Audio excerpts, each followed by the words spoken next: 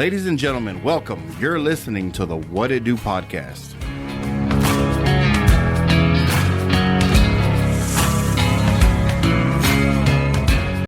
I've been welcome back to another episode of the WID Podcast. Oh, we're on, huh? Yeah, we're on. We yesterday, MATT CUTRER. Yeah. How's it going? Thanks for having me, You're so guys. hot. Thank you. Yeah, what I was saying before. Yeah, man, I've been in the oil field since I was 14 years old. What? Yeah. They let you work at 14? Yeah, when you work for your dad. Oh, yeah. You fucking, yeah, Dang. you work at that age. What were you doing at that age? Man, I was building pots, gas pots. Yeah? I was welding and cutting torch. Yeah, man, when I was young. He had me fucking slave labor. Oh, yeah. So, 14 years old, and you man. never left the oil field. Did you drop out of school, too, like when you were 14 or what? No, I was kicked out. Oh, damn. I was kicked out of high school. I wasn't too smart for you. You're not talking to the teachers Yeah. like the hands. Hey, as soon as I turned 18, they called me into the office, man. They were like, Seriously? Yeah, no shit. Straight up like that. Like you make more money than all of us. Yeah, Yeah. verbatim, man. They called me in and they sat me down. They're like, I was We a fuck saw your up. I tax was a fuck up. returns. Yeah. And no, dude, I had good grades, but it's kind of one of those. Was it a truancy issue or what? Yeah. It was Oh, true. yeah, okay. So Yeah. they basically, my principal, he just Yeah. gave me the What deuces. school did you go to? Central. What year? I would have graduated in 02. I was 04, yeah. Do you remember what principal it was? Yeah, Siller, right? Siler. Yeah. I don't know if I remember it. I remember Glasscock and Mr. Heath. Yeah. Yeah. At the time, he owned Gills. Really? Yeah. Okay, cool. Yeah. So, yeah, he's the one that gave me the fucking boot. Damn, that's wild, dude. Yeah, so ever since after that, man, I've been in the oil field Yeah. trying to make that money. Oh, yeah. And then working hard and then regretting it. And then, I wish I would've gone to school. burying the money and then losing the money. And Yeah. Well, there was a Very time there, man. I moved to Houston. There you go. I was actually going to be a mechanic. Oh, were you? Yeah, so I jetted to Houston, and then wifey got pregnant. Oh, how long were you in Houston? Oh, just a year, man. Oh, did you Just like a- it or no? Oh, God, no, Dude, man. who likes Houston? No one. I kind of No. do. You do? But you never lived there, though. You're right. I didn't live there. Okay. It's Yeah. fun to visit. Yeah. Living there, yeah, you're right. I think the that'd women be are different. beautiful Yeah. everywhere. Yeah. The last time we went, I looked left, right, east to west, north, south, east. Ooh, Everybody shut was up. all the girls are just gorgeous. But Yeah. gorgeous. we were at the UFC fight. Oh, okay. that makes Oh, sense. yeah. Oh, yeah. Well, then cool. it was UFC weekend. Okay, hold on. And then we you go gotta downtown. tell them the story because, goddamn, there's a recording of you fuckers, right? on Joe Rogan. Shut up. Yeah. Why? Well, I'll let you tell the Was it, story. was, it Tell the, me. was it the way? Was it boo? You suck. That's my sister. I said, Was it we want blood. We want blood. We want blood. All of that stuff. That was Because I Okay. remember hearing Joe Rogan, Okay. and he was just like, What? the That was me. fucking crowd, and because they were in Because Houston, we were being Yeah. brutal. just erupted. We want blood. That was me. We want blood. That was And these David. fuckers are the ones that started it. That's I badass. was like, boo. I'll say it wasn't me. I'll blame David. So Yeah, David, it was David. We're Yeah. at Toyota Center Yeah. watching Yes. the US fight. Daniel Cormier versus who was the main fight? Cormier versus Gustafsson. Yeah, I was like, this fight Yeah, sucks. Gustafsson. Yeah. That fight was good. It was the fight before that. I Don't boo me, remember man. I don't remember who it was. Yeah. But anyways, they were on the ground. And you know when it's on the ground, if you don't know what's going on, it's slow. Everybody's like, Yeah. oh, come on, let's see some blood. Yeah. And then David, We want blood. We want blood. and it We starts with want him, blood. and the guy next to him starts saying it, and the guy next to him starts saying it. And before you know it, the entire stadium. Yeah, it's crazy. Entire stadium. At the end of that fight, when they're letting the winner talk, Yeah. he's like, "Hey guys, I'm sorry that y'all didn't like it and this and that." Boo! Boo that man. Boo. Dang, He's like, that's don't boo wild. me, man. So That there's was David. history. There's history. Yeah, there's you ever history. listen to that UFC commentator? Because I've heard it on Joe Rogan. He was, talking about it. Yeah. And he's like, and Wow. the fucking crowd just erupted. We want blood. He At said the- that? Yeah, the Toyota Center in Oh, Houston. dang. Yeah, that's And I was cool. like, oh shit, I heard that story Yeah. It was already. crazy to see it spread, yeah, Yeah. I bet. and I was yeah. like, "That's how shit gets started." Yeah. Yeah. Yeah, I Like, never- it just yeah. boom, it just Yeah. goes. That's But you- Wildfire. You know how That's- great it felt though when he's sitting there talking about, because this is the first time he was saying it on his podcast. Yeah. And, and I'm like, oh shit, I've heard this story Yeah. from you guys. Yeah, that's weird. I was like, oh shit. Yeah, With the WID podcast. there you That's go. pretty cool. They brought it. They We brought did it it. first. You hit it here first. first. That's cool. Yeah. Have you ever been to a UFC fight? No, man, I want to though. I bet it's badass. If you're only used to watching it on TV, it's a different experience because you Yeah. don't have the commentators talking. Like Oh, you're used to hearing Joe yeah. Rogan, you're used to hearing. Don't spend money on the seats. You're going to have a good time. Yeah, you'll have What a do good you mean? time wherever But you you want to sit. stand up, you want to sit down. I'd rather sit down. Yeah. If you get in the front, you're going to be standing. left and right. Okay, yeah. Well, But- they have floor seats. Yeah. It's the ones that are right behind there that's kind of standing, yes. and then it goes up into Yeah. the stadium. Well, what's it like? You said something about when they're on the ground, you can't really see what's going on, so it's a different experience. You have to look over people if you're Yeah. if you're right there, so you're gonna kind of be looking around, Okay. like kind That- of moving your So head you really around. don't get like Yeah. a really good view. No, of the no, fight. That is- unless you've got the seats that are closer up, because they're all kind of Yeah. on the same level.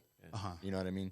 No, I mean you're looking up because the ring is kind of elevated, so you are kind of looking up. You're not looking like straight across. You're Yeah. kind of looking You're up. gonna A be little bit. you'll be looking at a screen because they're they're out there by the white car over there. Well, if you're on the floor, the screen's right above you. Yeah. Yeah. So Yeah, it's not exactly. beneficial to you at all. It's only beneficial to the people that are up around the stadium. Do they have big screens in there like they do like They're say, usually using the jumbotron that's already there. oh okay, Oh okay. yeah. Yeah. That's cool. Yeah. Yeah, no, I'd never been either. I'd like to. Yeah. go. I've Is never it been to a football expensive? game. It is now. Oh Do yeah. not Yeah. buy what is it called? Travel packets. What do you call it? Those timeshares. Lots of timeshares there. We mean like Airbnb type of thing or what? They sell a lot of stuff too. Like this crap you don't need. Oh yeah, yeah. I see what you're saying. Yeah. There's vendors there trying to sell Yeah. you timeshares Oh, and yeah. stuff like that, and they're actually pretty good. Those They are good. Those people they'll suck you in, man. They'll Oh, be like, I'm hey sure. man, Isn't that great? The fucking art of trying to sell shit Yeah. from a kiosk. oh yeah. We were in. I mean, I heard your opinion on it from Las Vegas. Mm-hmm. But bro, when I went, I'm like, oh, these mother they could sell Oh, they can sell. ice to an Eskimo, bro. They are so good. They Wow. suck you in because they are professionals. They're dressed like you. Yeah, right. Yeah. Actually, not to say that you're not dressed great, but these Yeah. guys are in like Armani. Armani suits, Dang. fully, Yeah. 3-piece. Oh yeah. And like, what was the Venetian? We walk into the Venetian and they Yeah. open the doors for us. Hey, welcome to the Venetian. I think these people work for the Venetian. Yeah. Especially the way they Oh, yeah. look. And I was like, Yeah. oh, hey, thanks. He was like, is this y'all's first time here? I'm like, yeah, actually it is. We got white pussy, Well- yellow pussy, green pussy, polka dot pussy. They're like, we'll step right up. They have like a desk right there. Step Yeah. right up to our desk. We have a free gift for you since it's your first time. I'm like, oh, badass. Hell yeah. Yeah. And then we step up to there and there's somebody with brochures and there's all these timeshares. Oh, and I'm like, oh, you shit. motherfuckers. You got me. So they suck you in without even you Yeah. even realizing what's happening. They're so good, man. Yeah. That's really great. And then if you've been drinking, Yeah. They call me with my pants down. Yes, exactly. They got David because they got him playing the game Oh, at, yeah? at the UFC fight. I was like, I lost him for a second. I was checking something else out, and then I was like, where did David go? And I turned around and he's playing some game. He was like, I'm winning. And I'm like, yeah, Run, stupid. what are you winning? And All I I do go is over win. there, Yeah. and the guy's he's got the papers out and everything. He's like, all you got to do is sign your name here and here. That's all. Yeah. I'm winning. I'm such a winner. That's all I got to do. It feels and then I great get to my win. prize, right? Look at me, everybody, I'm a winner. They was like, that's all I do is win. Damn. Yeah, but those people are salesmen. I Those bet. are I wonder how much salesmen. money they make. Oh, you dude, know? that's got to be a ton. I It's gotta be a bet. ton of money. Yeah. Because they're everywhere. Everywhere. Down the strip, they are fucking everywhere. New York was flooded with them. And the way they would just pull people into the door. Excuse Yeah. me. And stop you outside, and they're just, man, they're wheeling and dealing all day. Oh, yeah. So- It's mind-blowing. I've never signed up for a timeshare. I don't know if either of y'all have, but Nope. I've only heard bad things about it. Me like too. apparently Yeah. you spend so much and you're like locked into it Yeah. for years. That's why they have all those companies, that are designated. That's what they do is help people get out of timeshare contracts. You own a house crazy, and you dude. sell Yeah. timeshares out of it. That's your I money. guess, yeah. Yeah, it's What it can what be is a the bad concept? deal. Is it like You everybody take care of my house. everybody shares And a y'all house share- to and do y'all a share- travel well, they try at? to make it Yeah. affordable. And affordable, this is just An my affordable opinion. vacation. Then I affordable tell you vacation. when it's when the house is available. Say that again. Okay, you have a timeshare, right? So Mhm. your job is to take care of my house that I own. 1, 2, and 3. All y'all pay, right? And then y'all make plans and reservations, right? And I tell you, nope, you can't do it. It's already reserved. It's already reserved. It's already reserved. I'm sure there's scams like And that. sure. Then when your passes again, fuck, we missed it the other day. Yeah. we got a car earlier. Well, no, Next- you're next year. scheduled, though. Yeah, you Yeah. schedule. You're- it. you're scheduled already. But you I think can't. it's like an Airbnb type But you thing. can't be, I say, bumped off, and it can be, I say, when it's already occupied. You can say. Pretty much, you're paying for someone else's house, man. You stay there one time, you're one time out of the year. Yeah. Well, I'm sure there's shit like that, and I'm sure there's Yeah. other legit ones, Right. you know. Yeah. But yeah, it's basically they're trying to make vacation affordable. Yeah. You're paying for, let's say, a week out of the year, yeah. and you pay X amount of dollars. Yeah. Of course, I don't know if HOA fees, but Yeah, You know, I don't know. something like that. You know, you got all your Probably, fees yeah. and shit Hell like that, all yeah. your bills Maui. Yeah. every month, man. Florida, and yeah. I'm like, yeah, Keys. that's kind of fucking ridiculous. Yeah. But I mean, Yeah. to each his own. You want to get scammed? It's a scam. Everybody, It's a scam. definitely a scam. But Yeah. to somebody else Yeah, it that is. got like that might be like, it's great. Love it. Yeah, I this- don't know. I guess some people like I'm it. not him. Did you ever see the Wyndham deal? The Wyndham, I don't know if it was a scam, but it was similar to that. I didn't Like, hear you go about on a that. vacation and it was worldwide Wyndham, and same thing. A guy would sit you down, and it was a new way to vacation, and it was like the evolution of the timeshare. It was like, oh yeah, no more timeshares. Now it's you get to go to all these different places. Like you get to pick like 8 different places throughout the year. Like travel the world, kind of. Sort of, yeah. Okay. Yeah, you had different ones you could select, and then you had these, they called them like vacation bucks, where you could build them up and use them on your vacation, and they made it sound so- incredible. Like a So Ponzi. scammy. Yeah. It's a Ponzi scheme. Yeah, for real. Yeah, it was definitely a scam, but I Yeah. mean, a lot. I remember seeing, I was young, and I think they knew, they were like, this 20-year-old kid's not going to do this. But I'd look around and see couples sign, happily, By the drove. Yeah, man. they sold them. You know, and I see a lot of when they get them when you go to resorts before Yeah. you leave the resort, they try to hook you in. Hey, we're Yes. partnered up with, let's say, the Wyndham. We're Yeah. partnered up with this group and such, and if you just sign up and get on our, get these fucking points, yada yada. Yeah. Then you can stay at, because I'm sure they got resorts everywhere, all around the fucking world. But you know how they get you too is they're like a 2-hour. You get to sit down for 2 hours, listen to our spiel, and you get $100 gift card. Yeah. Yeah. You know what I mean? And it's like, well, yeah, let's do And that. buy I you mean, dinner. we're not going to buy anything, and then before you know, you're signing your life away. Oh, fuck that, dude. But I mean, you got to give it to them. Yeah. It's crazy how there's so much shit out there that you can get scammed by. That's right. And yeah. it's everywhere. I mean, That's the way I true. see it is like, if I'm going on vacation, you're trying to send me something, it's a scam. There's a whole Yeah. industry. It's a whole fucking whole industry. industry on Yeah. And scams. Yeah. it's a $1 billion industry, Yeah. and it's kind of Yeah. cool though, because you see the shit that comes out of it, man. Or I'm like, dude, if you would just like stop and try to be legit about it, I know. you'd be the greatest salesman on the Right. planet. Have you heard of the African? I don't forget what country in Africa it is, but it's all these. If it's the Nigerian prince, it's true. That's 'cause what I it sent is. them $100. Wait.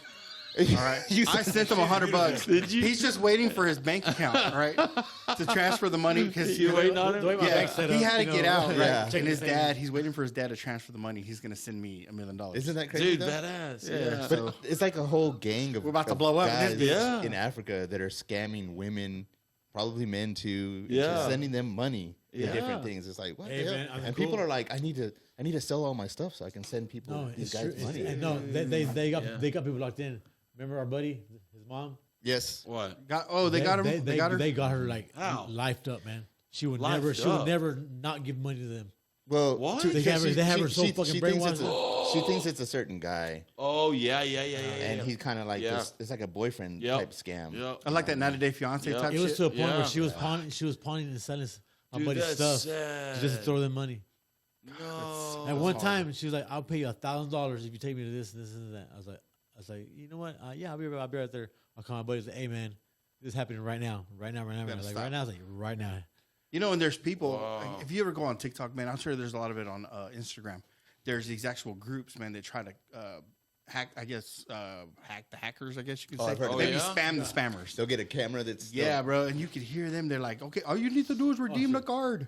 Just don't redeem the card." I'm And gonna they just fucking with them, delete right? your file. Yeah. I found you. You And it's- leave it. And it's crazy. And they'll sit there and like they'll hack. I guess I hacked their system. I don't know. So they'll find out who they're talking to, and they'll try to get a hold of the person. Through email, through Yeah. a phone call, whatever. He's like, answer the phone. You can just answer the phone. It's a scam. Yeah. Sometimes you get them. Sometimes, man, you watch it and it's sad because they literally just paid this guy $5,000.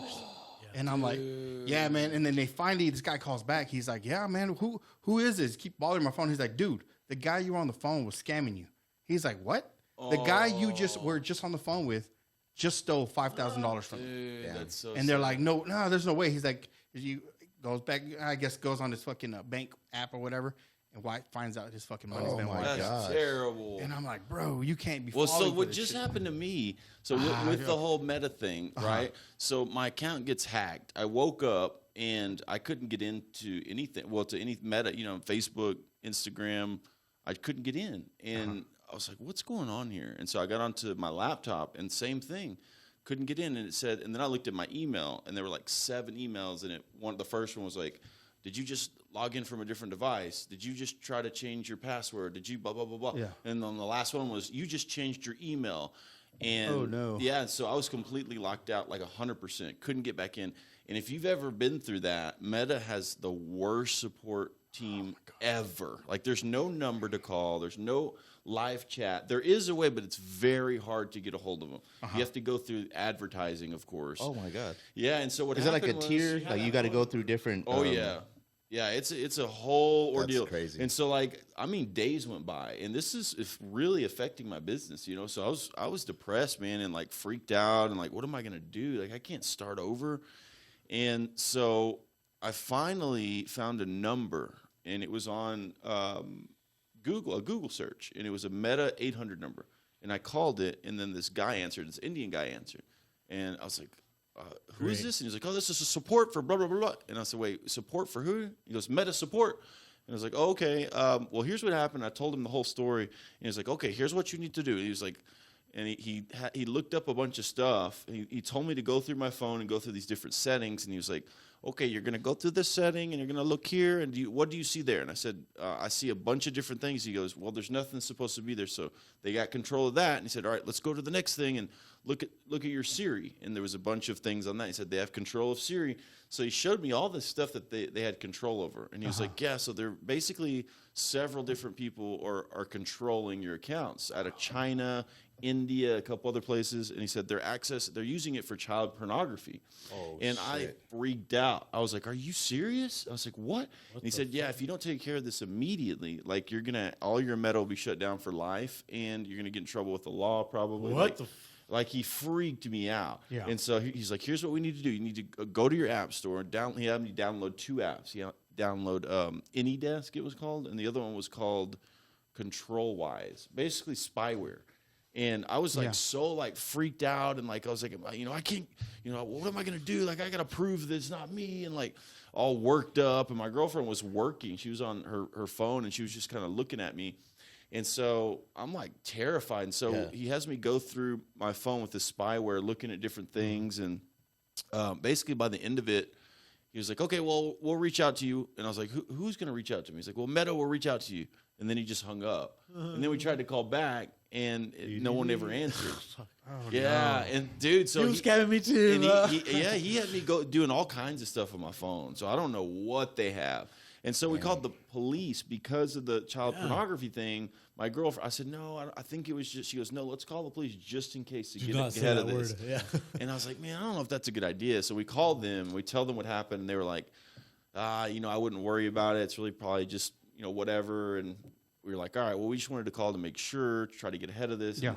And they were like, well, we can find a number for you. We do have this Meta support number. And we're like, are you serious? So they give us this other 800 number. And so we called them, and another Indian guy answers. And we're talking to this guy, and we're asking him where they're out of. And they go, California. And then we were like, where in California? And it took like 5 seconds. And then they said some city that we had never heard of. And then we said, can you get your supervisor on the phone? So then they get a supervisor on the phone. And he sounded like a normal, just like American dude. Then you come again. Yeah.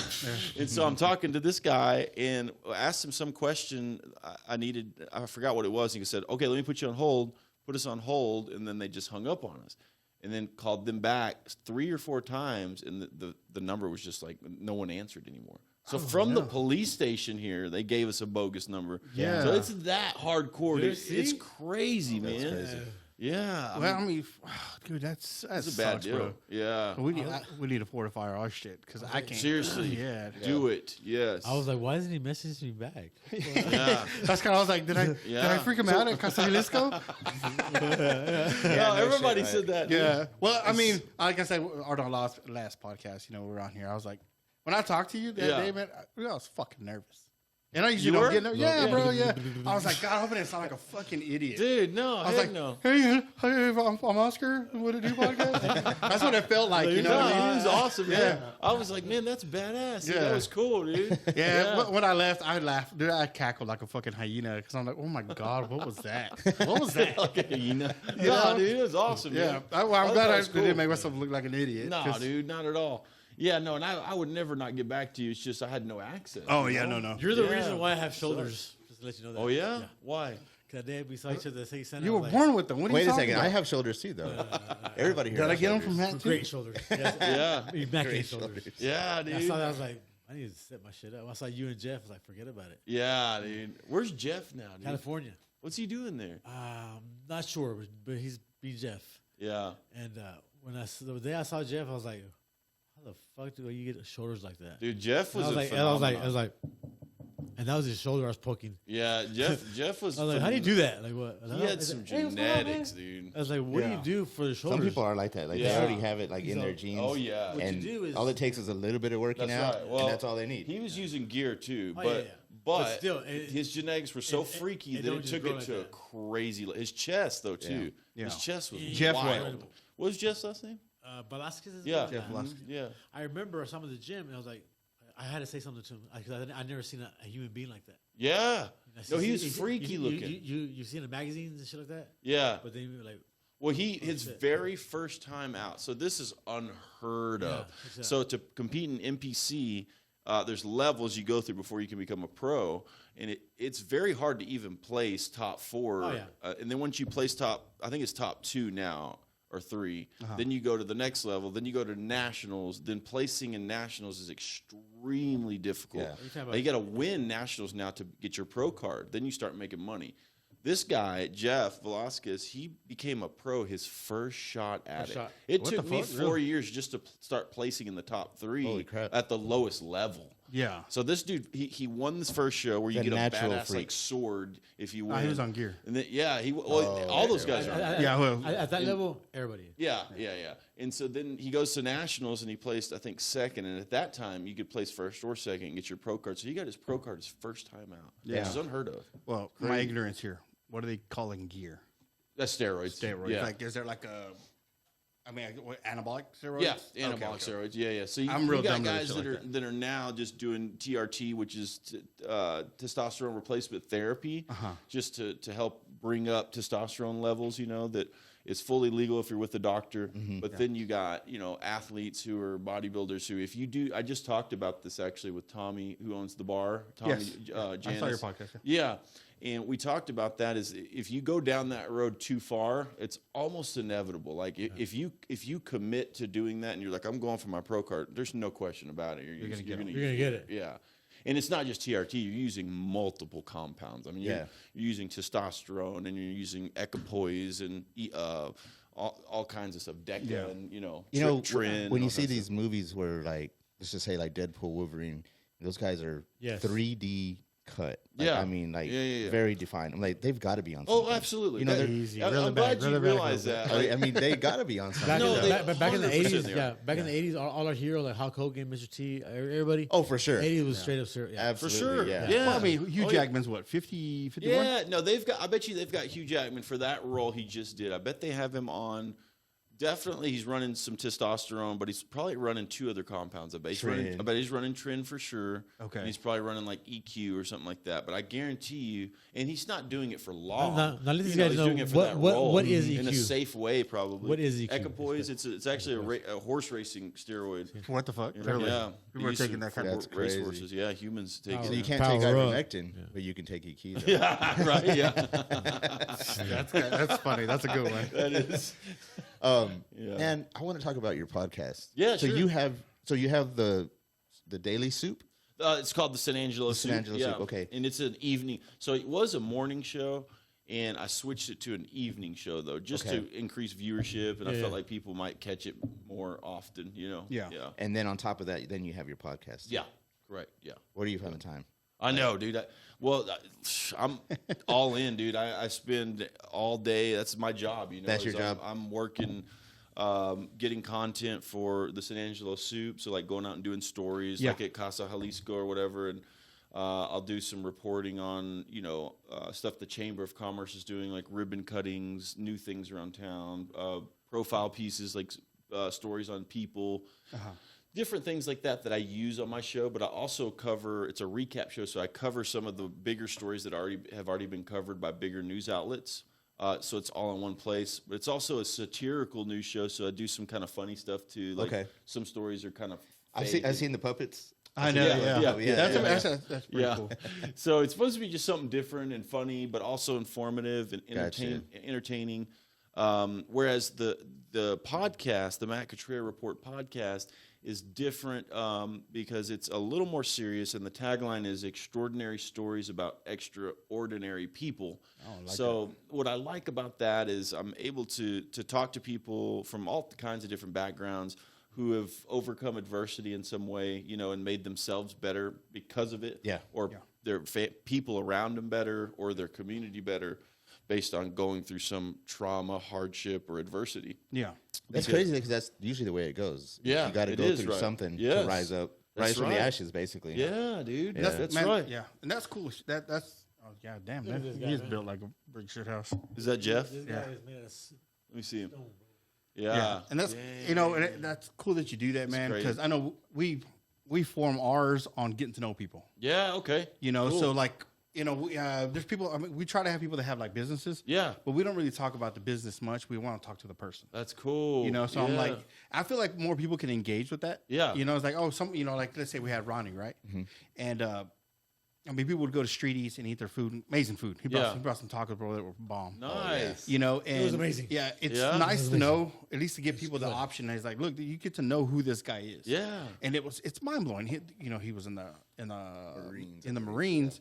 He was in Japan. He was telling us the culture there. There's I guess a Latino Chino Oh, yeah. culture.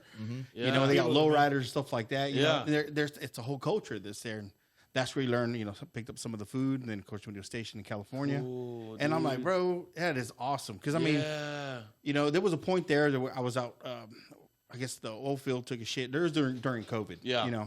And it's kind of one of the reasons that this kind of started everything here. Okay. Cutting grass. I got to really talk to people and figure out how to make their money. Yeah. And Yeah. what their lifestyle is, exactly what they do, and it was absolutely mind blowing. Mind blowing. I'm like, man. Cool. Yeah. I was like, so we kind of formed that on getting to know the people. Yeah. Like here, we got you here. Yeah. I mean, we talk about, the stuff that you're doing, but try to get to, get to know you as a person. I love that, dude. And it's great, man. Yeah. Like people we've That's had in here. cool. It is Yeah. cool. People we've had in the studio, dude, it is mind blowing. I'm like, man, the story. Like when I first met this dude. When did y'all first meet, David? Man, I literally met him. It was last year, but it was on one of the episodes. Yeah. It was? Yeah. Yeah. First time I met him. That was the first And time. now Boy, it's like, I let love me this. tell you Yeah. something about my business. Yeah. I've known David for probably Wait, 20 years. oh, you have? Yeah, I've known Wait, him for so- about 20 years. How did it come about that you're on the show now consistently? I'm just made of awesomeness. And No, I think that like having David on, He brings is a great element. He brings a really great- does, dude. Because he's You just stop, start unfiltered. crying inside, man, he's, inside. he's just him. He cracks me the fuck up, dude. He's the animal, So bro. it's That's pretty what I call him, great. the animal. Yeah, no, he's good, dude. So He's it's great. what do you call the you'll have like two commentators, but then you'll have the guy that's Yeah, I can't remember. There's a term for it. Yeah, Like that's the- how it is. Not dude. the comedy relief, but the It's perfect, dude. I'm serious. I think Right? you'll have The Eddie the Bravo. three. It's really good. the dynamic. Yeah, it is. It's really good. And Let the me other see. thing that was cool, There I he thought, is. there's the guy. There's There's the the guy, legend. the man, the myth. Y'all's podcast is cool too because it's not just entertaining and you're getting to know people, but it's really y'all pretty smart. Like it's pretty. Oh, bro, no, informative. don't say We that. are not No, smart. really, well, let me say this. Y'all are pretty I wouldn't say that. informed about some stuff. You know what I mean? Like, Some y'all stuff. can talk very Current intelligently. Yes. Yeah. Yeah. And I find that very cool because not a lot of Appreciate people that. can.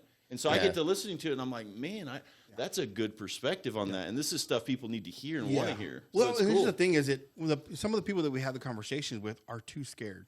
Yeah. Like, not when I say scared, they don't have other people to bounce ideas off of. That's Yeah, right. yeah. Yeah. So I mean, I honestly feel that there's a lot of people that know a lot of shit. Yeah. Maybe what I call they're just what's it called, goddamn it, a can of just useless information. Yeah. Sure. Oh, Where yeah. they know I a know a little whole bit lot about of stuff. everything. Yeah, for sure. So when you sit them down and you get to talking to them, they're like, "Oh shit, okay, we see that we Yeah. we're on the same eye level here." Yeah. And I'll say something like, "Hey, I totally agree with that," and then they spill out their idea, Yeah, and then yeah, we yeah. just bounce it off. You know what Yeah. I mean? And I think a lot of people are just too scared I think you're to, right. to Yeah. start a conversation Yeah. with people. Yeah. Yeah, that's true. So you really get to know somebody that way. Just like, You do. okay, So you like, know, Yeah. a lot of times what we'll do is, especially with people that we've never met before, like yourself, we'll try to Yeah. like sit here and just kind of conversate before we even get on. I like Just to that, Try yeah. to break the ice a little bit. For sure. And then to get going. And Yeah. then a lot of times, I think it's only been a couple of times when some people, once you get on the mic, they freeze up even more. I think that happened to us Yeah. twice. It did? Yeah. What happened exactly? So like this one particular person, I know him personally. man, the guy's talkative. You know, he's Yeah. everything. But once the mics came on, Yeah. he was real quiet, like real shy. Sheltered up, yeah. And I was like, man, I don't know what happened. I didn't know if we made him feel nervous. Yeah. Or it was a Probably microphone. the It's the It mic, was yeah. microphones, yeah. And then there's some that we get in here and we get to drinking and we're just like, okay, we need to cut this short. 'Cause Yeah. let's Why? get crazy. Really?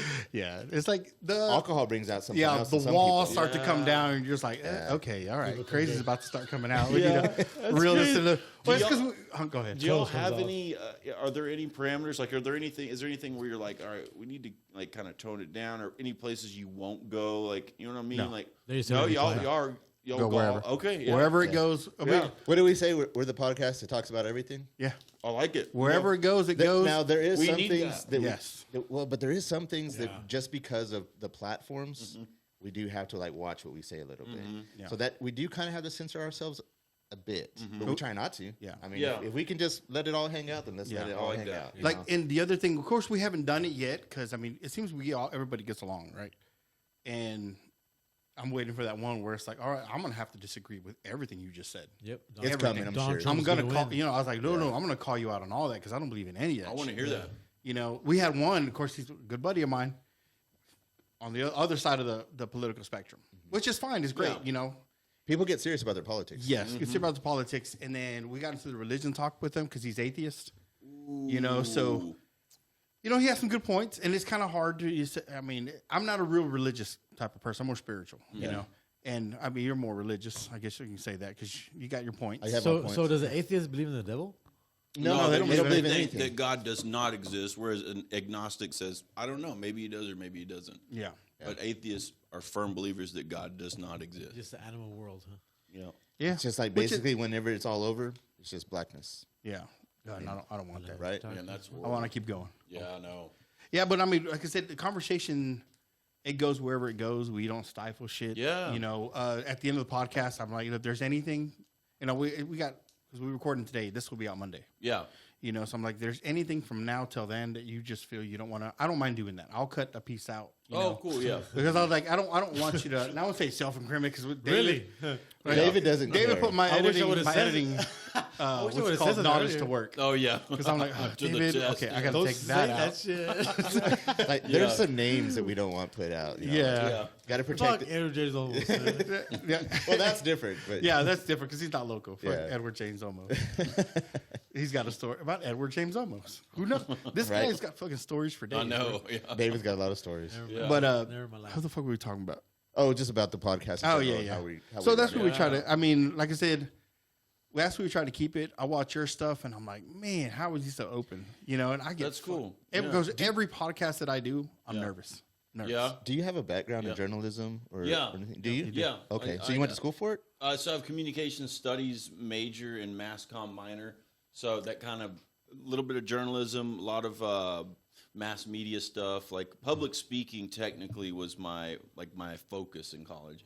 And then my dad has a magazine called Ranch and Rural Living magazine. So I grew up working with him and doing sales and learning kind of about journalism with him, going out and doing stories in the field and stuff like that. You know, That's cool. So it's kind of been your whole life. yeah, you know, it was, and it's after college, that's what I did. I worked at KIDY Fox as an account executive and did a little bit of production stuff, and I love that kind of stuff. But I ended up taking a different route. I moved to Austin, and I got back into shape, and because I was real out of shape after college, and I was an athlete throughout high school.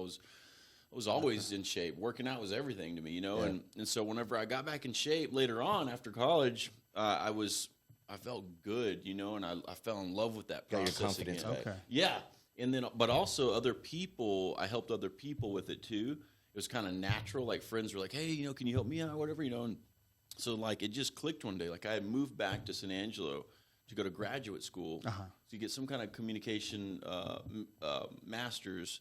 And it just clicked. I was working at Applebee's, and I was like, man, I know what I want to do. Like, I know exactly what I'm supposed to do right now. I'm supposed to be a personal trainer. And so I found the best certification out there, and I chased that, you know, just relentlessly. I started working at local gyms, Anytime Fitness, the YMCA, and kind of had a knack for it and You know, kinda loved feel. it, dude. You know, Right, yeah. really loved it and loved helping Helping people. people. Yeah, Yeah, that's it was. awesome. I fell in love with that, dude. The journey of seeing people go from hating themselves to really loving and liking who they were, you know, and feeling comfortable in their own skin. And so I was like, man, this is what I want to do forever. Like I couldn't think of anything that I would want to do more. Right.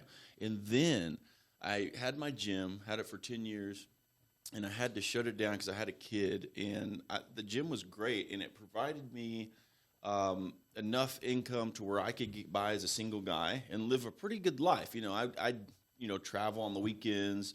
Once a year, I would shut it down and go play golf in Arizona for 10 days. And it was a good little life, you know. It sounds amazing. Yeah, but then after I got engaged and I had my child, I was like, man, this is not sustainable for the future. Like, I just can't. And then the overhead was starting to eat me alive. Yeah. And I was like, I can't do it anymore. I had to shut it down. And it was sad, man. 2 years ago, December of 22, shut the doors down. Man, San Angelo did. So you made it through COVID. I did. You know, I did. It never bounced back quite the same. Like 2019 was our best year. Like we had tons of members. We had new programs. I had invested in like a spin bike studio. We had like hot yoga instructors and it was cool, man. It was a vibe, you know? Yeah. And then after COVID, it just kind of you know, it was never quite the same. And then when I shut it down, I just had a midlife crisis, honestly, man. I was like, because it was my identity. You know, I was the gym guy. Like, that was me. It was all tied up in that. Get deep into know? that. Yeah, and so, like, I had a crisis. I was like, what am I supposed to do now, like, with my life? Like, I was, like, talking to God. Like, I thought this is what I was supposed to be doing. Yeah. And, like, why would you put me here? Why would this happen? And I knew I wanted to keep training, so a lot of my clients followed me over to Gym 28, which they're nice enough to let me train there, and I pay them a fee, you know, and I train there, and I still train there because I love it. And then out of nowhere, a client of mine who I've had forever, he was like, hey, do you want to get back into media? And I was like, well, I haven't thought about it. And he's like, well, you know, San Angelo Live, they're my buddy is Joe, and they're hiring, and they're looking for a guy, like an on-air personality for the sports show. And I was like, I'll try it out. And so I went in and I tried it out, and all the guys liked me, and they liked me on camera.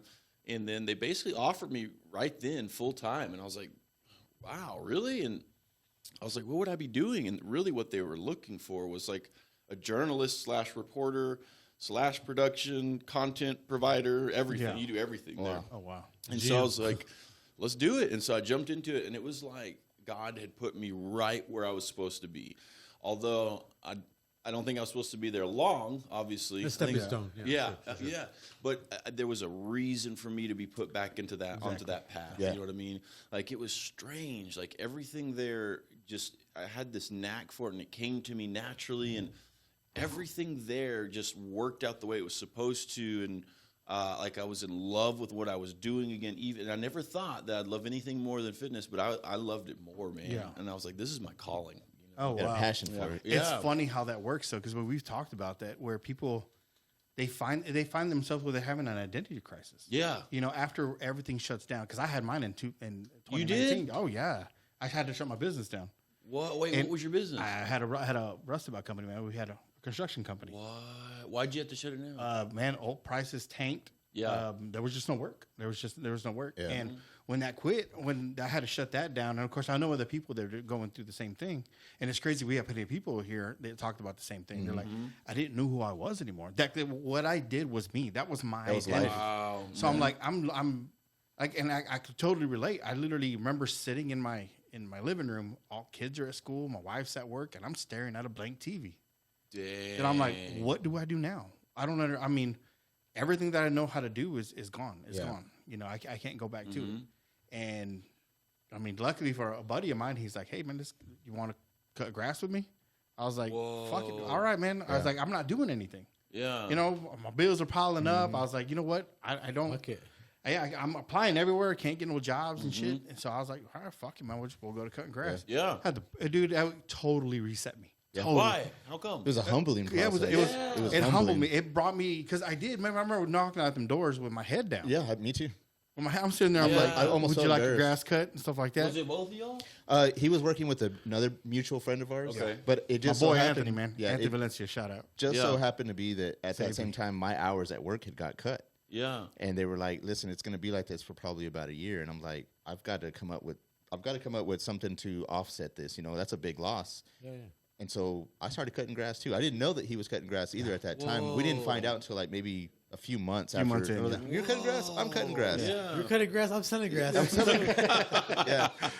But it was a whole other deal, man. Very humbling though. Very Yeah. humble. Very humbling. And then, man, Allegedly. after that, I'm like, you know what? Nothing's beneath me. That's right. Exactly right. I'm like, nothing's Yeah. beneath me. There's no Yeah. shame in Yeah. paying bills, bro. That's right. I've been Yep. here. None. So don't judge me how I get my I've been $20 to the bill. tippy top, you Yep. know, and it knocked me right back down. And I'm Yep. just like, and from here, I kind of I restructured my life. Yeah. I restructured where it's like, I'm going to go to work. I'm going to go, you know, I'm not going to take anything for granted, Yeah. you know, and just, I'm going to try to be as happy as I can possibly be. Yes. Any negative shit, I'm throwing it out. I don't, Dude, if you, yeah. you don't bring anything to Yeah. value to my life, you're gone. You're gone. That's right. I I love don't know. that. Yeah. I don't hate you. I have nothing against you.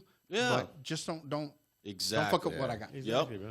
So yeah, man, it was. God damn, you're That's right, dude. cool. It was good. It was- It was humbling, man. Yeah. It was Yeah. really humbling. And I had, Yeah. honestly, man, when I think about it, it's probably I had the funnest time. You did? I did. I had a fucking blast. It was fun. I had That's a blast. interesting. Yeah. There was That's once. interesting. There was a time I remember being at a gas station, and I was filling up gas. I had all my gas cans. I had to fill up my zero turn and everything. Big I was- money. Yeah.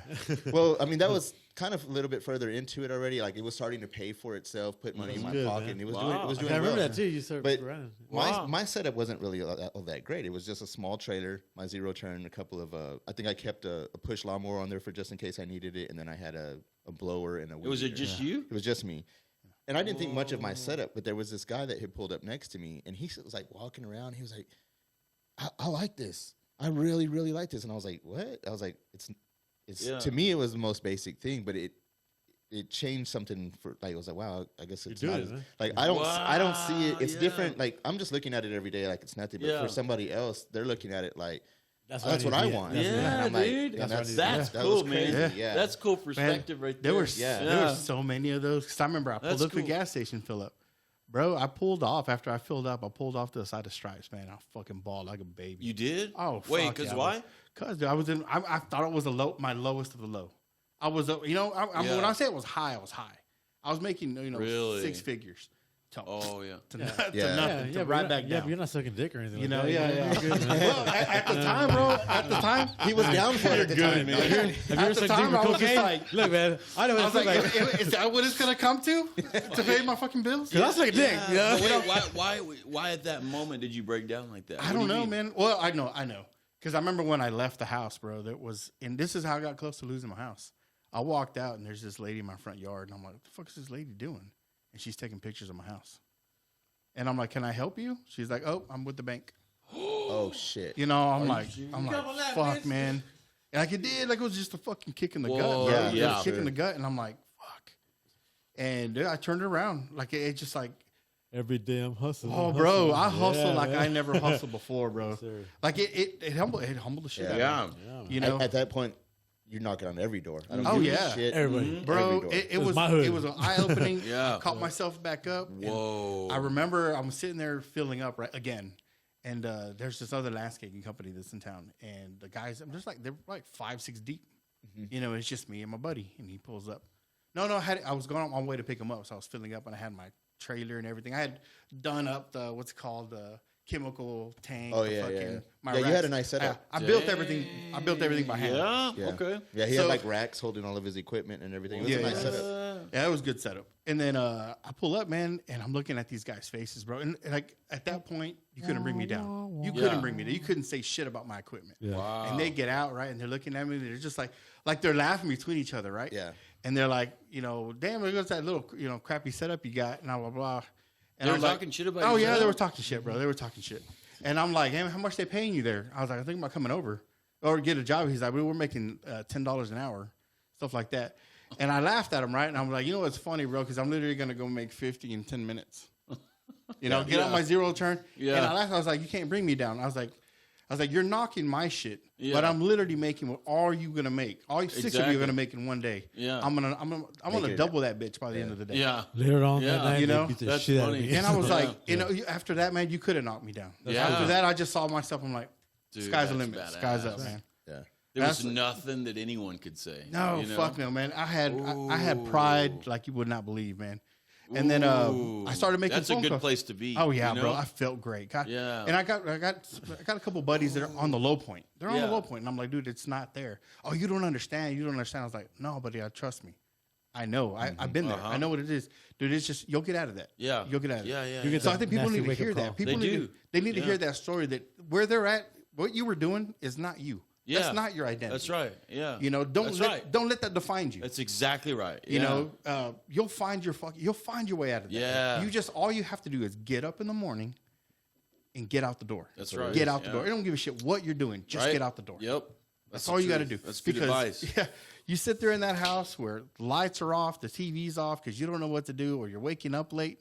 Or you're just wallowing in your Yeah, own man, shit. you're Yeah. there you go. You're wallowing in your own cesspool. Just setting of crack woe cocaine. is me. Woe Yeah, is me. right. You know, and it is hard. I'm not. Is it easy? is hard, Fuck man. no, it's not easy. Right. You know, you literally you look at yourself when you get out in the mirror and you brush or get up in the morning and you're brushing your teeth and you're looking at this guy Yeah. that had everything. Yeah. That had your lifestyle, right? And he's looking at a diminished man. Used to be RV You know, Dave. Yeah. Oh, And just fucking, Yeah. you look at that guy, give him the finger, and fucking walk out that door and go do something. Isn't it crazy how you get used right. to your lifestyle? You get used to how you live. Like not that we're rich or nothing, but you get used to I'm better off than you most. get used to your comforts. And Oh, yeah. everything. Yeah, man. And then when it all goes away, it's like, fuck, what the fuck? Yeah. And it's so like all you can think about is getting back to that. When actually you Right. could probably go better than that. That's but a lot of right. people just want to go back to that, their comfort zone. When you Yeah, get up it one is. morning and you tell yourself, I'm good, you better get your ass to work. Yeah. No, right. You better get your ass to work because you know what? Like, Don't ever be satisfied. hell no. work Hell no. Because I did. I mean, I remember that. I got in Yeah. my comfort zone. Yeah. Yeah. And the comfort zone is what is the It's where dreams go to die. dreams go to die. And goddamn, do they die. They die fast. That's true. Yeah. So you keep going, keep hustling. Like, I love the way you do Yeah. stuff, man. Thanks, dude. Yeah. Because Yeah. it's a good story. Everybody needs to hear it. Yeah. You know, because I'm telling you, somebody's listening to this and they're sitting in the room like, I'm just gonna put a podcast on because I can't find a job. I Yeah. can't fuck, and, you know, my lights go. You know, my bills are due at the end of the Everybody month. listening Right. to this right now, Yeah. if you're going through some shit right now, trust me. And if it's just that one guy, bro. There's light at the end of the tunnel. Yeah, because people always say, Dave, you look great. Motherfucker, I'm broke. You know what I'm saying? Peanut butter tuna, that's what I got to fucking buy. Yeah. Fuck, make some shit out of it. Yeah, dude. Best out of it. Absolutely. Yeah. So no matter what it is, man, just fucking pick up your. Like, I got my boys, you know, and he's like, you know, hey, Dad, I want this, I want that, you know, and I'm like, yeah, I can get it for you, but what are you gonna get out of that? You ain't gonna get Yeah. you- And I got him to the point, man, and I feel like I hope he continues this, where he's just like, you know what, I'm gonna go paint curbs. And I remember, Oh, him, yeah? Yeah, he get it. walked to the back of my yard or goes to my shed, and he loads up all my goddamn spray paint, and he goes off, right, and he comes back at the end of the day. I was like, man, how was it? He's like, I got a lot of no's. You get your cut. He's like, but I got no. He's charging. I was like, how much you make, man? And he's like, man, because he was out. Kids don't understand. I've been out 5 hours, you know. Yeah. So I should have made like $1,000 already. Yeah. Right? You know. So he's like, that's what he's equating. When I'm gonna leave here, I'm gonna make a lot of money. When he comes back and he's like, man, I only made $200. I was like, you realize? What? Yeah. I was like, you realize you were only gone 5 hours? Yeah, that's good money. You know how many? Yeah. I was like, how many doors did you knock on? He's like, a lot. I was like, how many answered? He's like, a lot didn't answer, but there was those few that did. He's like, what did he say? 1 out of 3 gave me Yeah. work. And I'm like, there you go, man. Like sales. Yeah, by the time it was all said and done, bro, he Cold- went and bought cold himself calls? a fucking computer. Really? That's what he wanted. And I was like, I just kept pushing him off, but I kept trying to nudge him. Go do something. Go pick some curbs. Go cut some of his grass. Right. That's good for him, man. What inspired you to start doing like your own podcast in the Yeah. San Angelo Soup? And I mean, Yeah, so I was working at San Angelo Live, and like I was saying, like it felt like that's just where God wanted me to be, you know, and I was doing some good, you know, and I was taking on big issues, and like homelessness was one of the biggest issues that I sort of, after a while, they gave me carte blanche to kind of go after what I wanted because I showed that I was pretty good at it, and so initially they wanted me to go after the story of the 14th Street homeless camp in a way that was a little different angle. They wanted it to be like, oh, look at this eyesore, you know, to try to push the city council no. to shut it down. Yeah. So I went out there with another journalist friend of mine, young kid who was working there at the time, and we went out there and I said, let's just talk to these people. Let's just hear their stories. So we started talking to them and listening to them, and It was fascinating.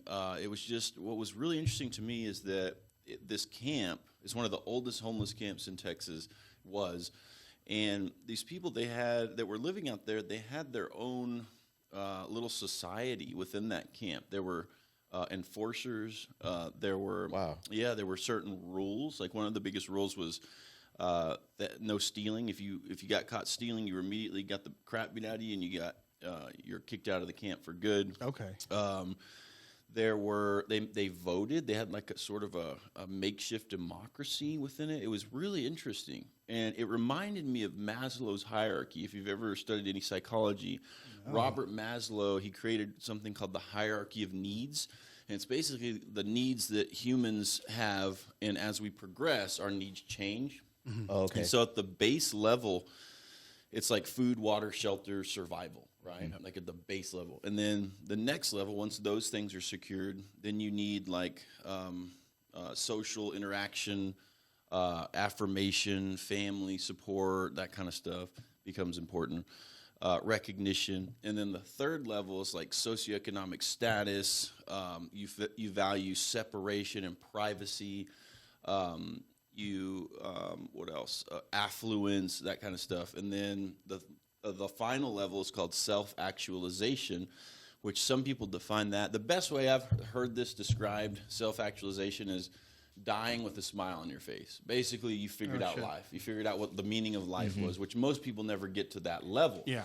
But what was interesting to me was we were living in juxtaposition to this homeless camp who was at the base level, and we're at level 3 right next door to them. And what I found fascinating was that at that base level, community becomes so important again. Yeah. And at third level, we're pushing that away. We want privacy. We want separation from that. We don't want, to be involved. I mean, community's cool, but we want to be, we're trying to separate ourselves. Take care of me and my own. That. Yeah. And so it was interesting because then I thought about how they were approaching the homelessness issue, which was they're essentially throwing resources at it and trying to pluck these people out of perpetual homelessness and reintegrate them back into society. And there was no middle ground. There was no transition there. And so I started writing some articles on it. And at first I was just trying to identify what the causation was, like what were the contributing factors to homelessness. And all the regular ones were there, like mental illness and drug addiction and this and that, and economic hardship. And economic hardship was a big one because this is post-COVID, a few years after COVID. But also it was being used as what I call a go-between, the camp was. So I would hear people, because I spent a lot of time there with those people day and night, and I would hear people say, oh, yeah, there's an apartment opening up over on whatever, and it's only $400 a month, and all bills paid. And I'd hear people say, yeah, my so-and-so just kicked me out of the house again, so I'm back here at the camp. So they weren't living there forever. How many do you think were military? Military? So it was interesting. The enforcers there, the guys that were in charge were ex-military, and they definitely had PTSD, even said diagnosed PTSD. There was a percent, I would say 15%, 20% were military probably. A lot of mental health issues. Yeah, there's a lot of mental health issues out there, but there's a lot of drug addiction out there also. But there are also people out there who were using it for it was a temporary residence. Like this one woman I interviewed named Rosie, she had been there for a long time, like the longest resident of the camp. Like that was her home. Wow. It's interesting. You go in, like if you've ever done time in county or anything like that, there's certain rules. Mm-hmm. Like you go into someone's cell or something, you knock, even though it's a piece of crap cell, you still respect people's space. Mm-hmm. Yeah. Same out there, even though their houses were like these shanties made of cardboard boxes and trash, you still knocked, say, you mind if I come in? Do you mind if I sit down? Treat them with respect and their stuff. And so they valued that. Anyway, long story short, so I started writing these articles about it and talking to the city and interviewing public officials, people who were really involved in this stuff, like Sidney Timmer and Mike Burnett with the Homeless Planning Coalition and the Community Action Agency. And they were really making strides in the right direction. Mm-hmm. But I think all the publicity, what happened was there's about 10 to 12% of the San Angelo population that really controls what goes on here. Yes. The money movers and shakers. Very much so, yeah. And so they were putting pressure, I think, because of all this publicity on the camp and this eyesore, they were putting pressure on the city council to shut it down. And it sucks because it's kind of a double-edged sword. I was creating this awareness about it, but at the same time, like all these people were realizing it was an eyesore and a problem, and so they're trying to shut it down. Yeah. And we were all like the Contra Valley Homeless Planning Action Agency, all these, and me and a bunch of other people. We were trying to keep the camp going as long as possible until we had an alternative solution. Because I kept saying, if you shut the camp down, you go in there and bulldoze it, all it's going to do is splinter the problem around San Angelo. It's just going to make it worse. So these guys that were really working toward a solution, like Mike Burnett and his team, they were going to bring in this transitionary living called tiny home living. I heard of that, yeah. And so Lubbock has had great success with it. Austin's had great success with it. They bring in these little tiny homes, and what they're doing essentially is they're solving a major problem, which is level one, food, shelter, survival, right? Mm-hmm. They're at least saying, okay, this is yours. You can lock it up. You're away from the elements. People are not going to steal your shit. You have your own little space. Yeah. And then now let's look at the next step. Let's get your driver's license. Let's do that. And to their credit, they created something called Navigation Day. It was created right here in the Concho Valley, which is, I didn't know this. I thought it was already a U.S.-wide thing. Yeah. Navigation Day is incredible. So it's once a month, and it's at the church downtown, Presbyterian Church, and it's all these different agencies get together. Like the DMV is there. Who else is there? A bunch of people are there. ADAC is there. The food bank is there. All kinds of things. So that people who are experiencing homeless can go in, and there's all these different resources in one place, and so they can get their ID and they can get registered for whatever food stamps, and they can they can get access to these resources. Yeah, and so it's great because it's allowing them to take action for themselves, and it helps with that transitionary thing what we're talking about. So anyway, having said all that, like after dealing with some really big issues and making some headway, I also had a problem I was dealing with, a drug addiction I was dealing with, and it was strange. It was a strange time for me because I am an addict, and I struggle with that, and I go long periods of time without using anything. But then something will happen. Like I was so involved in that, and so like I'd spend every waking minute either at the camp or writing. I was at the office till late at night. Like every waking minute, I was obsessed because I have an obsessive and compulsive mind. So that was kind of taking the place of one evil over the other. Mm-hmm. Yeah, exactly. But then it got to the point where I was so obsessed and compulsive about it that I was overworking myself, and I felt like I needed something to keep me going, and so I slowly started using, and then I got into some trouble, obviously, and it was this big public thing, and the news company I worked for, they could have taken it the complete opposite direction, which at the time I wish they would have, They could have been like, this is an employee that got in trouble. We're going to be there for him. We're going to help him get treatment. We're going to support him. Yeah. Like a normal good company would. Help somebody out. Or anybody with some decency. Yeah. But instead they did the opposite. They tried to burn me alive, burn me at the stake publicly. And they wrote an article about me, which the first article I understand. Look, an employee got arrested. This is what happened. We hope the best for him. Whatever. Yeah.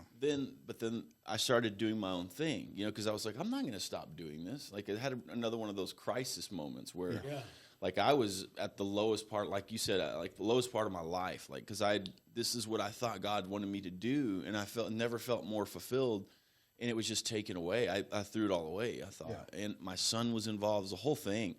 And like I was at the first time in my life, I had a suicidal thought, like a real suicidal thought. And I'll never forget what it felt like, because I'll even explain it, because somebody out there could probably, I never thought I would say this publicly, but so what happened was I got out and had to pay a lot of money to get out. My girlfriend did, actually, Freedom Bail Bonds. And we went over there and we set up a payment process with them.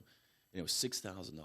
And I didn't have a job now. And I was like, how am I going to do this? Like, and I have my son, like, I don't know how I'm going to do this. And my career's thrown away. And so we get in the vehicle, and I'm just like leaning against the side of the window and just like so depressed. And like, I just start like crying kind of uncontrollably. And then I'll never forget this. I had this thought, this fleeting thought. We're going down the highway on the loop of opening the door and just throwing myself out the vehicle, you know, just like this Holy destructive shit. thought. But then I'll never forget this. I opened the door, and it's the moment I opened the door, I promise you, it was like I was no longer in control anymore. Like it was happening, and it was kind of out of body type thing. Like I was no Like longer your body's in going through the contr- motion. Right. I was no longer in control of it. And my last thoughts were, or my thoughts at that time were, no, I don't want to do this. I don't want to do this. And I was literally I had my seatbelt off, and I was about to fall out, and my girlfriend grabbed me and like swerved. And it's so crazy to me because it was like something took over. And so from that moment, I keep thinking like, what if other people who have had suicidal thoughts and they had a gun to their head, and right as they're about to pull the trigger, they change their mind, but it's too late. You know what I mean? Like, Yeah. what was that? I always wonder, like, what was that in control? That is crazy. Yeah. What is that really? Well, Yeah. It was. I'll never I've forget had that. something like that. You have? Yeah, man. I'm like, I know it's way off the subject, but like, I believe like our soul doesn't necessarily belong to us. It's shared with when you have the like deja vu. Mm-hmm. You know, have your deja Yeah. vu? Sure, you have. Why? Because you that past life has been there. Yeah. Dreams and whatnot. You have been there. It's just that you're in a fabric of life grid, and Dude, it does feel like that. That's Yeah. weird. It does feel like One that. time when I was driving home from Mertzen from the rigs, like when I was a child, and I was in this haunted house, and I believe that something got inside me and stuff like that. And I feel that I said something like get away from my brother, take me instead. I wouldn't doubt if I said that. And that person has been inside of me, and the real me has been following me for opportunity to get in. As I'm driving home from Mertzen, I'm like, and I'm swerving, and like, Dang. I'm back. It's me. Next couple of days, I started making knives, started making tomahawks, started making arrowheads, started making just. Gotta keep yourself busy. I'm talking about the stuff. I'm throwing knives, throwing tomahawks. First hit. I mean, I've never done stuff like that, and I'm hitting, pop, pop, pop, pop, hit it. Yeah. It was weird, man. Hopefully, no Yeah. one ever goes through it, man. Of course, I won't Yeah, go talk ahead. about mine because mine's kind of sad. You had one like that? Yeah.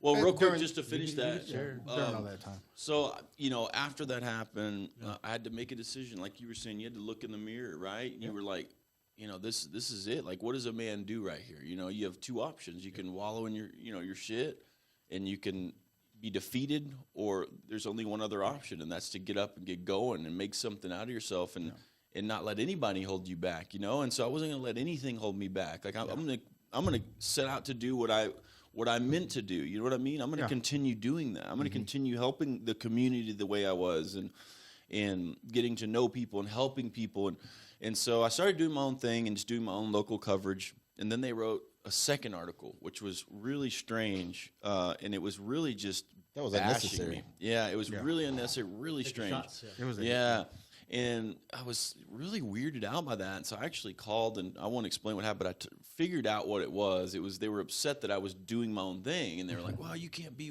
what we are." And I was like, I'm trying to just do my own thing. I'm in my own lane.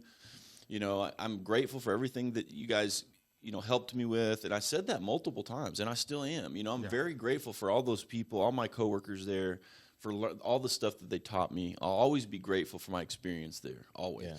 And so I just kept doing my thing. And then they wrote a third article, and it was about like my son was in it, like his name was in it, not even redacted. And it was like a family court thing. And and we don't do that. You don't do that at news outlets.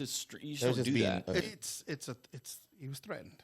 Yeah. At the end of the day, that's what it is, because it's such a small ego thing to do. Yeah. Where it's like you don't look. I mean, of course we talked about it with somebody where it's like somebody's there, dude. They want to move on and do their own shit. Right. Why say? I don't understand. What's the point of sitting there attacking them? That's exactly You know, right. if anything, you should be proud of the guy because he found his footing. Now he's going to go do it. He's his own. already going what I through don't some. He's already understand. down you while you're kicking him while he's Yeah, down. like what do you want me to stay down? Is that going to make you happy? Yeah. Like I don't get that. Like why would you not root for someone? And you know who said that I thought was really cool?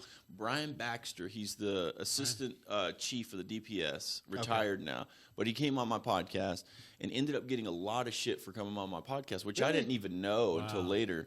But after I heard about that, he stood up for me on LinkedIn, and he said, yeah, recently I went on somebody's podcast and who had a little brush with the law and got a lot of shit for it, blah, blah, blah. And he said, but what I don't understand is when somebody goes through something like that, why are we not there to pick them up? Yeah. And he said that, man, and I thought that was so cool, man. It meant the world to me for him to say that. He was like, of course I'm going to go on his, I'm gonna do whatever I can to support him. He's doing good things. Like, do you want him to keep doing bad things? I don't understand. Yeah. When I found out you were doing, your podcast, and then of course San Angelo Soup. Yeah, that's what we gave you the props on this. Oh, man. for sure. Thank you. Yeah, because I'm like, you have to. That's badass. He took his situation. He's making it. He's taking it head on. Yeah. Why wouldn't you praise that? Yeah. Right. That's fucking awesome, man. Root for the Thank underdog. you. Yeah, that's fucking Root for awesome. the underdog. I do. I mean, Thank you. Bring the backlash. You can come at me any way you want. Yeah. Right. But I'm like, for what exactly? Yeah. For what exactly? For having someone's back?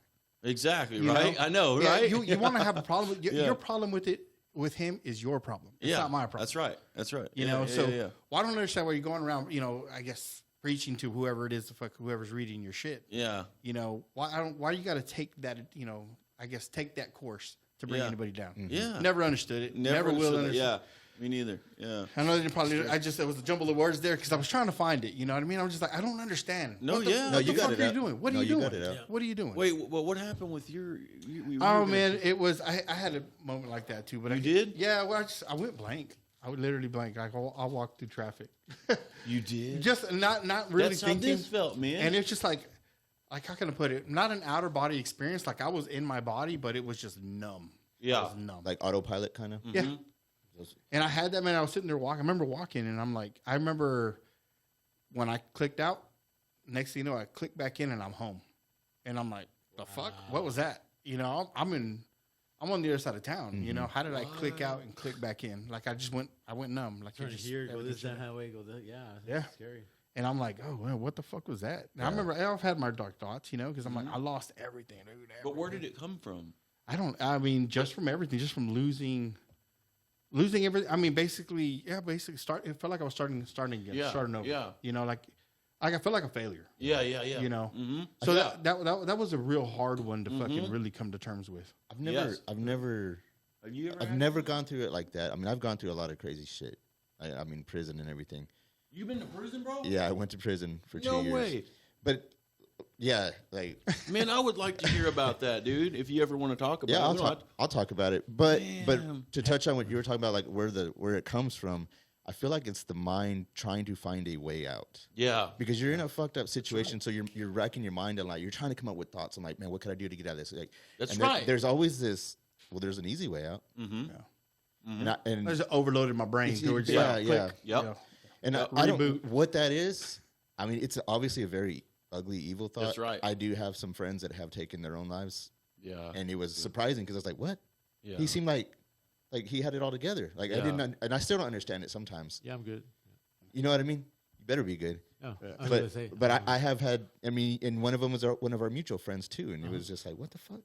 I just didn't get it. I still don't. I mean, I get it, but that thought, I guess, a lot of people do have that, and maybe it takes over. I like that you said that though. That was interesting about how there's so many different ways you're trying to process it, and like you're using solution-based thinking. You're like trying to think of a way out. Like, how could this happen? How could I be failing? How could I have lost everything? How did I get here? Yeah, and so that's one of the solutions that comes into your mind. Is that there is a way. That's a way. That's a way to. I think that's out, part of it. Yeah. So that's interesting. Mm-hmm. Yeah.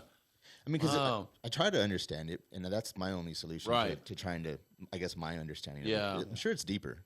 I know. I'm sure it's deeper. Yeah. After you experience someone close like that, it is weird how you notice the signs. What do you mean? You look back? Yeah. When you look shut up. Oh, yeah. Yeah, when someone's about to take their lives. I don't notice it. Like, as I look back at it, I can probably see it then, like in hindsight. Yeah. Yeah, because I mean, like, I'm sure my wife won't appreciate this, but I know somebody who took their life. And at the time, I was like, what the fuck? Like you were saying, what had happened? And then it wasn't, after examining it for the next few years, I'm like, you could see God, it was clear as day. Wow. It was clear as day where he was going. Yeah. But I never recognized it. Yeah. So when I see some of the people, or some people that are down in the dumps and they start talking about, oh man, either they're trying to just offload their shit. You know, they have all of a sudden they go from this. I'm trying to find a way to. I'm good. I really am good. Yeah. The decision's been made. Ooh. You know, and it's just like, hey, well, you're sitting there talking to him. You know, before it was like, man, you know, this stuff is going on. They try to vent. They try to vent. Yeah. To all of a sudden, there's no venting. The decision's been made. Yeah. Whoa. The venting's gone. That's There's pretty just deep. no. You're trying to deep. offload everything out. You know, especially like with family, you're just trying to offload everything. I don't want to. When I go, I don't want to have any stress. Right. You know, and I'm just like, hey, what just happened, man? I just received something that I don't know why he just gave me. Yeah. It doesn't make any sense. Yeah. You know, and Yeah. now that I see it, I'm like, oh. I mean, I may not recognize it all the time, but the little bit of signs, man, I'm just like, hey, I reach out. Yeah. Reach out and be like, hey, how's everything going? Yeah. And then when they're like, no, everything's good. And I'm like, okay, I'll be there in a minute, man. I'll be there in a minute. Let's go get something to drink. Yeah. Right? You know, real quick, anybody that's listening, if you're going through some shit, talk to somebody. Yeah. I think that's something to like. Don't try to handle it on your own. Talk to a friend. Yeah. Reach out to anybody. What do you tell people though that? So here's where I get caught up in personally, is I just have this, you know, this thought that no one really gives a shit about what I'm going through, my shit. Everybody has their own stuff, Right. you know, and so that's what keeps me from reaching out sometimes. Yeah. I care. You know, I'm just like, no one's gonna care. Like I have a sponsor, like James Knight, great guy. He's my sponsor, and I do, you know, step work that he has me do and stuff. But Is he from San Angelo? yeah, I feel like I know him. he's a great dude. The Man. name sounds really Name's familiar. He's great. He's got a big old beard. He's a licensed chemical dependency counselor Okay. now, but he's cool, man. He's a good dude. He's my age, 45? 45. Yeah, he is. Right? Yeah, Well, Yeah. On your question, people do care. yeah, They just here's the unfortunate thing is that they think they think you got your shit together. yeah, So you know, like I've had that. You know, Yeah. where it's like, hey man, how's everything going? Everything's I'm good. Everything's good. You Yeah. know, and they're like, yeah, man, you seem like you always got your shit together. yeah, You yeah. know, so you put that facade up. That's I'm right. good because you try. Everybody to keep that does, to yourself, right? Yeah, yeah, yeah, You know, but no, man, people give a shit. Yeah. yeah. People give a shit. On August, the pri- yeah. on August the 6th, was your Facebook already hacked? Yeah, it was. Yeah, Man, I wrote you a message. you did. I did. Let's read it out. Yeah, On further news, I always want to tell you that you always been my hero. And to this day, Matt, from me selling RVs, not being number one in Texas, but number 3 in the nation. Then one morning, I woke up and my wife at the time had a psychiatric meltdown, and I woke up being hit with a golf club on my back and stabbed on my side. And then I was on an 8-hour manhunt, and I woke up in jail and started a 10-year sentence. I woke up that morning like, what the fuck am I supposed to do now in my life? I can't put it back and rewind. Having realized that I was unable to return to some kind of the same kind of career in sales. At that time, I was at the highest point of my selling career to this day ever. That put me as a 2-time felon. So you can imagine what type of work that I'm subject to now. Let me tell you, it's definitely humbling. So please don't be too hard on yourself, man. I love you. Be careful, because you're my hero and a human. And most importantly, I consider you a friend. Salute to you, Matt. Like Dang, I said, dude, you wrote that. Man, thank you. I love you, bro. Thank you so much, dude. and I hold steady fast. Wow, People dude. give a shit. For People sure. give a shit. Yeah, people do care. thank you. You just got that means the world Yeah, to me, man. dude. find. Wow. Yeah. It means the world to me that you're here with us, man. Yeah, Straight up. that's cool. So Dang, that's crazy. Y'all Yeah. already know each other, though, right? Mm-hmm. How do y'all already know each other? How did we meet, dude? We met. So we're taking our clothes off. Yeah, Not like but, that. But I feel like there was. So Don't was look it at me, the don't look at Sexy me. Santa? It was Yeah. called the Sexy Santa. Man, we're The hot. We're the hottest. Ladies Not Out. We were the Ladies Night hottest Out. second There set you team go. Oh yeah. ever. Oh dude, Ever. we Hands were up. hands That's down. right. I remember that. They still Yeah. do that, don't they? Yeah, they Yeah, do. oh, so y'all were dancers? But none. Yeah, kind. I mean, but the thing is, like They- when they're the- when women go see Chippendales The or Hunks of the San Angelo? icon. Yeah. bachelor party, I can't. I can't. you Yeah. don't want to have teenagers dancing up on you. You want Right. full-grown men. That's right. You know Yeah. what I mean? Yeah. And we were that team. Jeff was We there were, with us. dude. Yeah. We were the best. I promise we were, dude. yeah, Because we they were. still have it. Marcos, And the dudes just are Campos, not, it's yeah. not the same. Yeah, Campos. She's yeah. like- Abs for days. Guys. Yeah. All these guys I've named, like That was a crew, I man. took in workouts from each motivation Right. and workouts and every Me single one. too, dude. I have. Man. I loved that crew, dude. Me too. Everybody brought something to the table. You know what I mean? Yeah. That's cool. You know, one time I remember sitting in county jail. I was waiting I think I was waiting to go to prison. I was waiting to catch Shane to go to prison. Yeah. And no, I had fucked up on my parole. And that's what Yeah? it was. I was waiting to hear an answer back. What did you but in my originally get in mind, trouble for? So I had a drug charge. Okay. And it was a possession charge. And I had already went to prison. I did 2 years on it.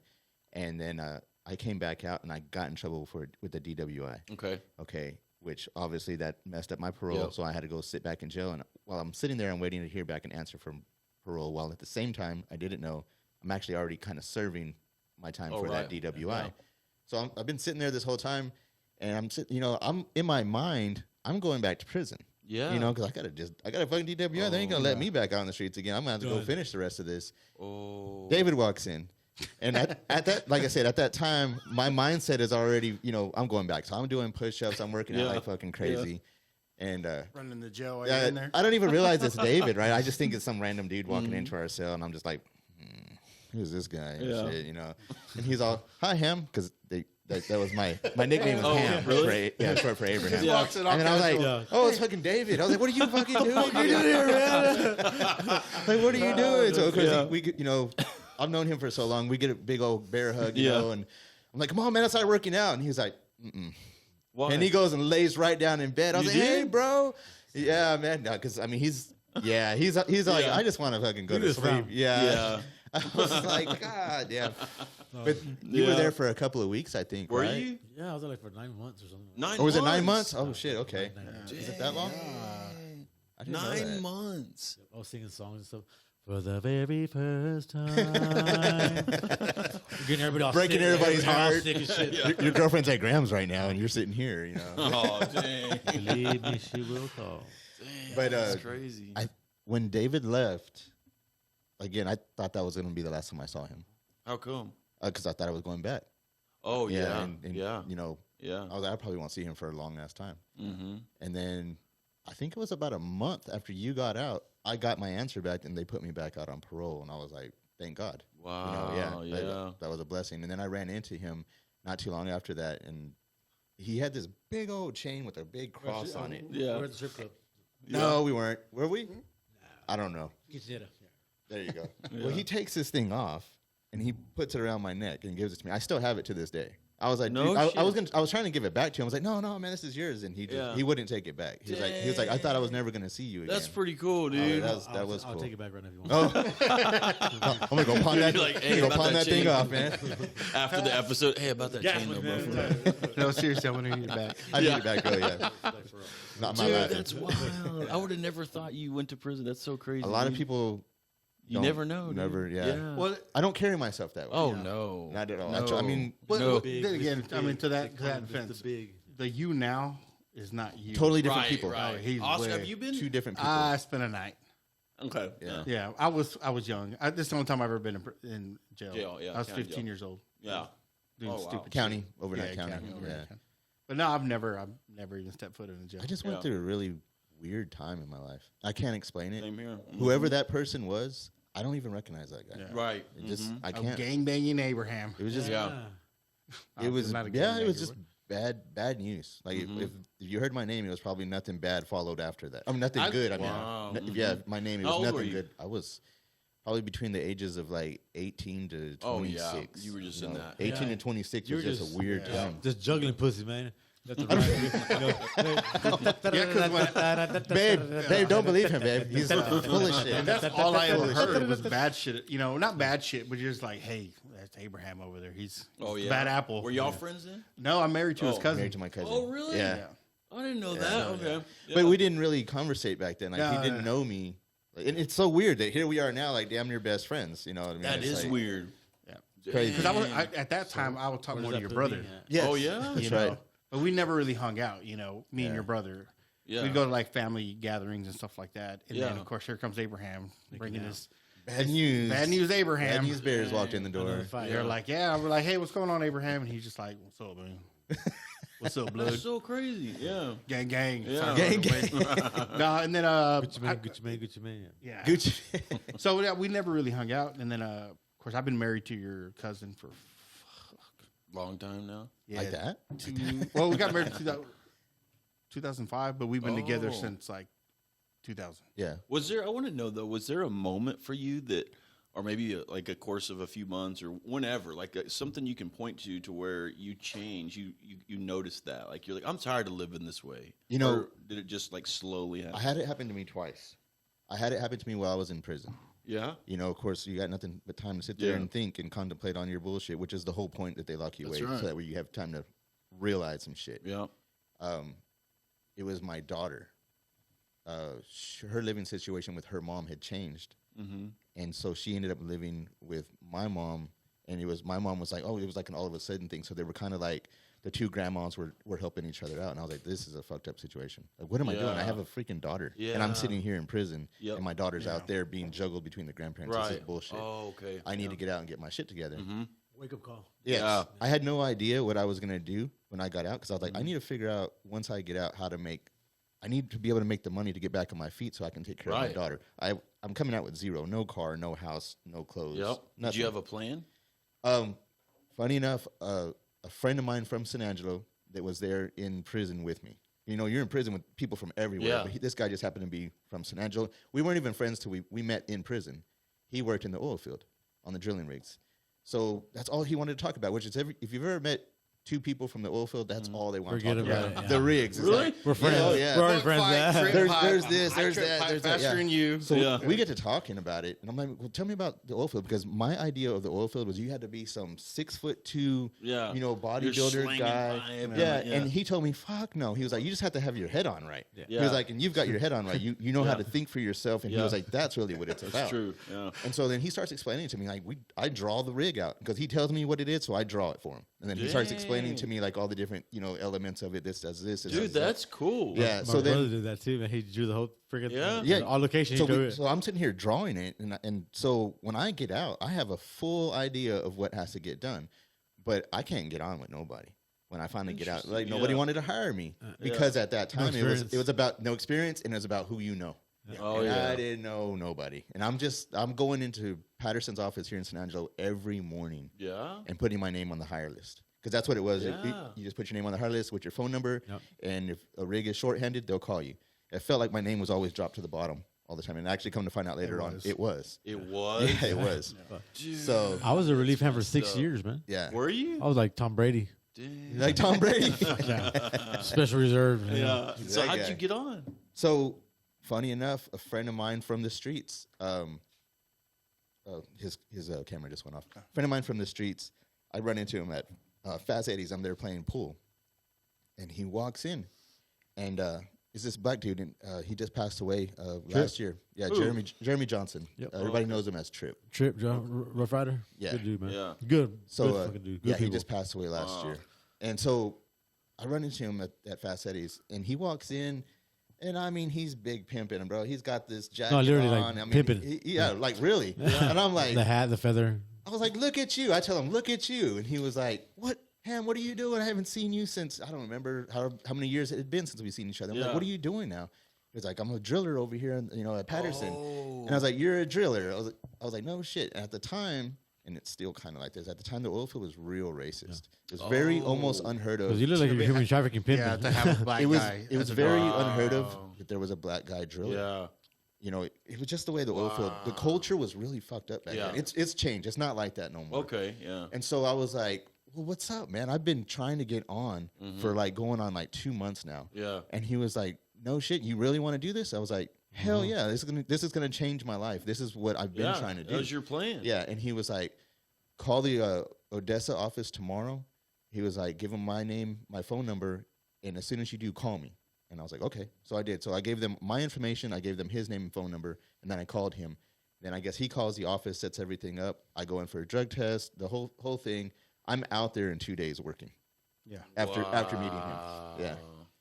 Drug test Yeah. orientation, all that Yeah, shit. all that. Whoa. I'm a cowboy. And then It was on after See that. you, And what's whole funny time. is I go in with the mindset of I'm just gonna do this long enough just to get back on my feet, Money Yeah. draws you get in. myself a truck, get my Yeah. daughter back, Yeah. and get us straightened out. And then I'm gonna go back to school Yeah. and do something that I can be passionate about. Yeah. Yeah, fuck school. Well, that changed. That Did oil you, field, but did you like it when you? Was it what you thought? Like, did you like doing it? it was hard as fuck. Yeah. But I think it was the challenge. Yeah? And I couldn't. I just went headlong into that Yeah. shit. Badass. I was like roughneck for life and all that shit. You know. Yeah. You went in. I was all the way You in. went I was in. sold. That's I was cool. sold on it. Yeah. Yeah. And I keep saying I'm gonna get out of it, but That's cool though, dude. I'm even deeper now than I Yeah. was But then. when you got out, I was like, I'm bro, dead. get closer to production. Oh yeah. Oh yeah. Closer Yeah. to production. Why? It's secure. It's maintenance. Way more when secure. the price of oil goes down, when shit hits the fan, the first people to go is going to be your rigs, your Oh, yeah. frackers, all of your service companies. those- Those Yeah. guys are the first ones that get laid off. The term is the closer you are to that oil well, the Yeah. safer you are in the job. Yeah. Yep. And I try to tell people, man, because it's just, you see it great and everybody's making money, but as soon as it crashes, I see people, because when it's great, everybody buys their big trucks. Their brand That's new right. houses. They got Yeah. a boat. They live. Yeah. They live where The there's boat, no yeah. lake, but they got Boats a and boat. hose. Oh then, yeah. yeah, when They it live where crashes- there's no lake. Sunday fun day. Yeah, Boats 'cause and they're hose. like, oh, Yeah. you need to go to the rig, man. You need to go to the rig and make that fat Kobe's cash. I house. was like, Get some video of mine. I was like, I'll just wait and I'll just buy your truck. yeah. I know, right? Yeah, basically, yeah. After the bank repos it, I'll just come and pick it up. Isn't it true that you're a pumper, right? Yes. Isn't that one of the best gigs you can have? I Oh, it's yeah. pretty Secure. relaxed and like it's not hard, right? No, it's actually it's easy. Yeah, Yeah. it depends on Yeah. what. It's hard to get in It Yeah, has its, yeah, yeah, it has its moments. How come you're not doing that, David? because it's hard to get in. Would you want to do that? Yes. Yeah. Jesus Christ, would I ever? How they could get you in? No, they can't. Okay. I'm a fucking felon. I'm a criminal. Oh, that doesn't matter. I'm gay. Yeah. Everything. Whatever it The is. sexual assaulting in the truck may change. You got to quit leaning over so much. I'm voting for Trump. You know, they don't like me. Dang. That's bullshit. That's cool. Yeah. It's I'm not even recording, so I'm sorry. for the longest time it was like a job that you really had to know somebody to get in. It Yeah. still kind of It's is like still that. kinda is, yeah. It It's seems not like it. as bad as it used to be, but I know, like, I work for a small company. Yeah. I know if I want to get on with a big company, they're going to be like, hey, just put your resume in. So it's all online now. Yeah. And when you do that, it's like you throw it in a black hole. Yeah. Wait, really? Oh Yeah, yeah, dude, it's like- online, bro. Because- You'll never get hired. Because a friend of mine, You almost have to know somebody that does the hiring. one of the big That's guys crazy, from man. It's crazy, from yeah. Exco or what's it called now? Ex coworker. No, Exco. Exco, the company. Yeah, the company. Dan Bailey, real great guy. I knew him when he was I knew him when he was a new pumper, Mm-hmm. and eventually became the head wig out there. Yeah. And I remember talkative, you know what I mean? And he took a liking to me. Yeah. And out of the blue, he gives me a call. Says, hey, Dave, you know how you doing this and that? How's mom and dad? And I said, hey, I need some help. What's going on, Dad? Anything? I said, you want a job? I said, doing pumping? Yeah, absolutely. Great. Send me a resume. I said, damn, I'm tell you right now, I got a record, man. I ain't got it. What'd he say? I said, well, let me take care of that. And I was like, God damn, Dave, I can't take care of that. I was like, I know. It's pretty fucked up, man. I know. So what the hell happened? Really? What the hell happened? That's exactly what I told you. My wife had that Man, happened. yeah. Her record is completely flawless. Yeah. And but she has some trauma in her life that it kind of like something snapped. Dude, that sucks, Yeah, man. I literally woke up in a fucking nightmare. I was sending my number one in my A game. Yeah. Today and having a good time. Dude, that's so I woke up with a unfortunate, man. golf club in my back and stabbed and in jail the fucking next day. I'm like, what the fuck just happened in my fucking life, man? Dude, fuck, that's a quick turnaround. Damn, Yeah. man. Yeah, that's bullshit. definitely rough, man. Yeah, bro. Yeah. What the fuck? I'll say this, David. It doesn't mean that it's over. Like That's right. Like, It's over. Yeah, it's no, over. it does not. No, it does not. let me tell Like you, if I can get you on, I will. I Of know course- right. of I course know you right can. now. No, there's not a spot. no one's But hiring now. if I can, I will definitely I know try. Look, let me tell you something. I'm on What I Do podcast in San Angelo, Texas, baby. That's right. All you gotta do is share it. With my That's boy right. Matt. Yeah, that's I mean, right. I mean, That's my right, best bro. Abraham and Oscar, man. Yeah. I mean, That's how true. fortunate can I be? That's true. Dude, look at my hair. For sure. You know, it's fucking great. Dude, you do have badass hair. Thank you, man. How long you been growing that? About 6 months. Yeah. You're not losing any of it? Are y'all losing any hair? Hell yeah. Yeah? I got a spot right here. Shut Are up. you? Yeah. Are you? Uh-huh. No, I'm good. Yeah. I'm good for now. Mine is stress. Mine is stress. I'm worried. Dude, stress ain't no fucking joke, Stress though. is not enough. Because I look I like, know. what? God damn, I can't remember his name from the. Ooh. God damn it. Fire Marshal Bill. Jeffersons? Oh. Is it the Jeffersons? Let me tell you Oh. something. Let me tell you something. the guy, God damn it. We, Yeah, we just, yeah, we just looked him up. Hold on, I'll look him up again. Go ahead. Yeah, Cheese the. on fry in the kitchen. Ben- Yeah. Yeah, there you go, that On the guy. grill. Yeah. Take I'll off find his whole name lot. for Dude, I lost my hair like that guy. I You literally, did? I lost everything on top. That's awesome. You had a dream that you did? No, You had- I lost you, it. you had the Stress. Mr. You had the Mr. No, you Burns hair. didn't. Yeah, man. When? Was Wait, it what? 2000. And you grew it back? George Fuck George yeah, Jefferson. Dude, it was What? it was baby smooth, baby fucking. You're butt lying. smooth. I shit. How you did not, you man. grow it back? Onions. You I grew up said, onion fuck hair, it. yeah. I literally grew up one day, man, because I was having heart palpitations. I was Oh, having, shit. dude, like stress ain't no Sherman joke. Hemsley. Sherman Hemsley. Sherman Hemsley. Stress ain't no joke, man. I was having heart palpitations. From what? Just the stress of owning a construction company. Yeah. That shit will Wow. fucking. It is Stress fucking- is a killer. Oh, Stress is a killer. It wasn't even the work; it was the employees. Oh, God yeah. damn, Hey, the employees man. were eating me. Yeah, the employees were I- eating me alive. Yeah. I worked for him for a little bit. Oh, you did? While being laid off from the rigs. Yeah. And oh god damn it, man! I lost my hair, but That's crazy. I woke up one day, I was like, I'm done. God damn, I'm done. Why am I stressing over this shit? Yeah. I was done. I jumped back on the truck. Oh, you I was did? like, you know what? Fuck it. I'm gonna be a hand. Fuck it. I You don't- know, Oh. you were too involved. I was. Especially when you look at how it is now. Like these guys that are owners of bro. companies. Why? What? oh, They're it's- like he was super involved in it. They're not, These you're guys are saying? not. No, these they're these not. guys, No. they're like, hey, you're the pusher. You take care of that shit. You're the guy that's out there. Oh. I'm the owner. I Yeah. will be here at the house. Yeah, All I yeah. need to worry about is making sure that y'all are going to be. Y'all have a Really? job Yeah. and Give y'all me the get paid. report. How do you Yeah. get to that level? So that's Yeah. where you were? He was Yeah. he was there, but he was I was he doing was too hands on. Yeah. Yeah, I was there. Why didn't you I was- pull back? I didn't know how to do that. Yeah. I didn't know because I mean, Yeah. that's hard the way to my do. dad ran his I get business. it. Yeah. I noticed So Yeah. that. Yeah. Nice. When I first started, his dad was the Rossback company out there. Oh, yeah? oh yeah, yeah. Wow. I think it was your older brother who started pumping with their with Exco. Or working out. No, it must, yeah, I bet it's my younger brother. Hey, David, tell us some stories about any ladies lately. Oh, that my you've God. been Oh on? man, say Tell it. us. Say it. Dude, Hold on, let me get ready with the mute button. Hold on, go ahead. No, I'm just kidding. Coach is live from San Antonio, Texas. Hey, San Angelo, bro. San Angelo. Man, What have you been doing? I am 45 years old, man. Yeah? And, I feel bad. Because, What do you Welcome do? to the late night. Yeah. What I'm doing. Late is- night. shit. Tell us. What I'm doing is What's the sing, latest dance. What's the make white latest people proud. I take them down. Yeah? Yeah. How? That's what I do. With it, you know. Like, tell us about it, though. Man, I've been having sex with 26-year-olds since I was 26 years How? old. I don't know. What do man. you do? Where do you meet them? What is your secret? I don't go out. You don't? I never. Well, how are you meeting them? never Seriously. see me at a bar. You never see me at a club ever. grinder? Really? No. No? No. Well, seriously, how are you meeting them? I go to like Walmart. You know, Shut Goodwill, up. Goodwill. Yeah. The library? Do you really? Yeah. And how do you approach them? Like, what's your I don't. pickup? Broke. What? No. It's like that. That looks like a. What do they say to you? Well, there's one. Homeless Well, there's one person. I was like, I saw her. I was like, I had to say something about it. She looked like she came from Maui. Is that Lorenzo Lamas? Like Hollister Beach. So she looked amazing. Like, I like you look amazing. It's like what? You look. What do you do? Yeah. Like, no. You have to do something. There's no way that you look like that. What do you do? Yeah. Are you born I- with it? Oh, or is it wakeboard. Maybelline? Wakeboarding. Oh, yeah. Absolutely. She was probably here for the wakeboarding competition that was Yeah, recently. that's exactly you what it know? was. Wake the Desert. Yeah. Did she win? Yeah. I don't know. You fucked it up. Did you hook up with her? No. Oh, you I'm did? a gentleman always.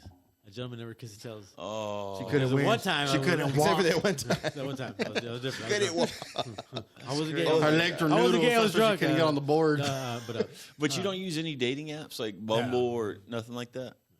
Dang, that's crazy.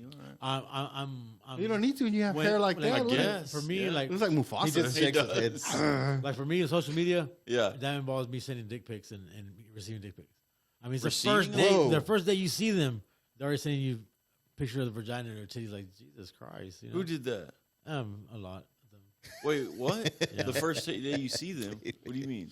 It's like when you find somebody on social media, like let's say Facebook or something. Yeah. Like that, right. You know, and people start talking, and so we like see a picture, and this and that, and by within 5 minutes or 10 minutes, They're already sending you their boobs and Yeah. stuff? Yeah. Well, because I have to realize that I look like me, you know.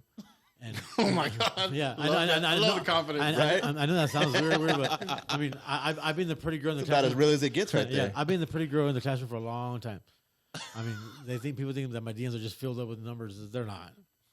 I mean, I'm very intimidating, and I've been told that. And I mean, I think all women are beautiful. I think So are you gonna get married ever or what? Do you want to? I'm going on my third wife. Oh, what do you mean going on? I've been married 3 times.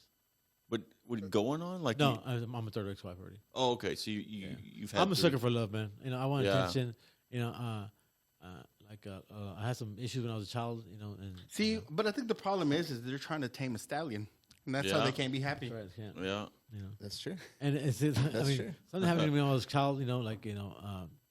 Like molestation and stuff. Oh, Sometimes yeah? I was- Sometimes you just Yeah. gotta put that horse down. I was molested by girls. Were you I was, really? man. That's no lie. I was. Dude, you're like the Spider-Man, Whoa. except you weren't bit by a spider. You were molested. Dude, I by would a- love to hear about Yeah, that, man, man. and That's I mean, fascinating. it was to a point where like something happened. More than with- one? Yeah, yeah. No shit. How Absolutely. old were you? 5.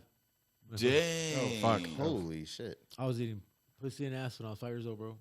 That's fucked up. That is fucked No up, dude. way, dude. You're a baby. Are you You're a baby serious? at 5 years what the old. And What the fuck? Dude, that's I remember. crazy I remember. shit, dude. their- Just take a turn, I bro. remember their mom walking in. Yeah, no we shit. took a crazy Yeah, turn. and That took a it's really turn. it's really fucked up, man. Because That is, bro. Because like I remember At their 5? mom walking in and just started beating the shit out of them. I had no idea what the fuck was going on.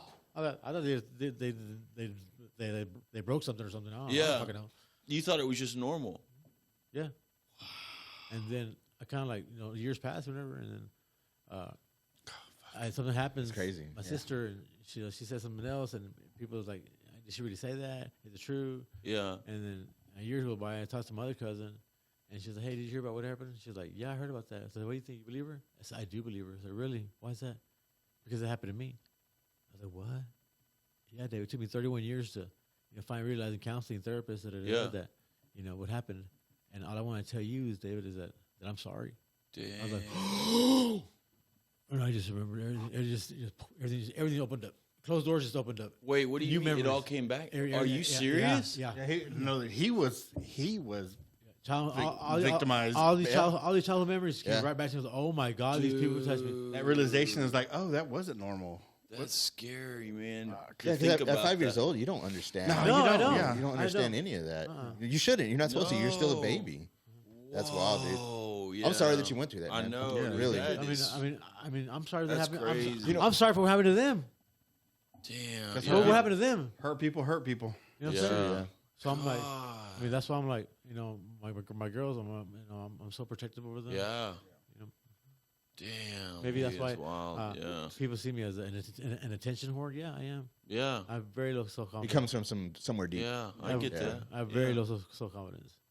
And I'm sorry that you Damn. went through that, bro. Yeah, me too. You too. Dang, dude. So That's crazy.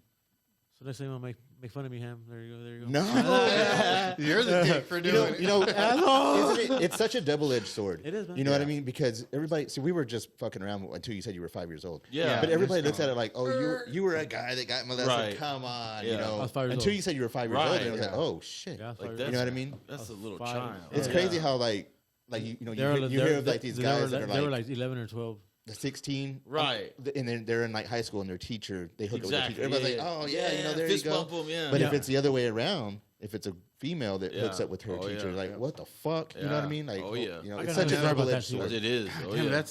I was For I was 14 years old and I got molested by a 26-year-old. You did? No Oh, yeah. shit. She was Shut hot. up. She was hot though. Dude, that happened to me too. I was 15. You were 15? And she was 21, I think. It was Okay. awesome, you know? Yeah. It was. Yeah, I mean, have a year no- before that, I just figured out my dick does more than pee. So I mean, hey, Your I brain's know, yeah, popping, I'm just everything's like, oh popping. shit, it's happening. How Yeah. about if you're 17 and she's 26? There's nothing wrong with. Well, no, wait, actually, Are yeah, you? there is. You're the guy, and she's 26. You're saying?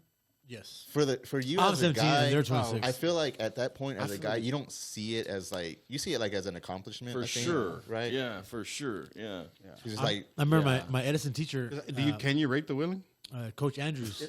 I don't know. I'm talking about if the guy's younger, because if the girl's younger, that's just weird. that's different. Yeah, Yeah. I don't know if you remember. There's that double edged sword again. If- I know. Yeah. If you right? went to It's Edison, weird. yeah. If you went to Edison Junior High, there was a coach, Coach Andrews. She was beautiful, Yeah. and I don't know. She was like, when she was grading my paper, she was like, we were like fast, like, hey, we do that again. It's wrong. I was, I'm not wrong.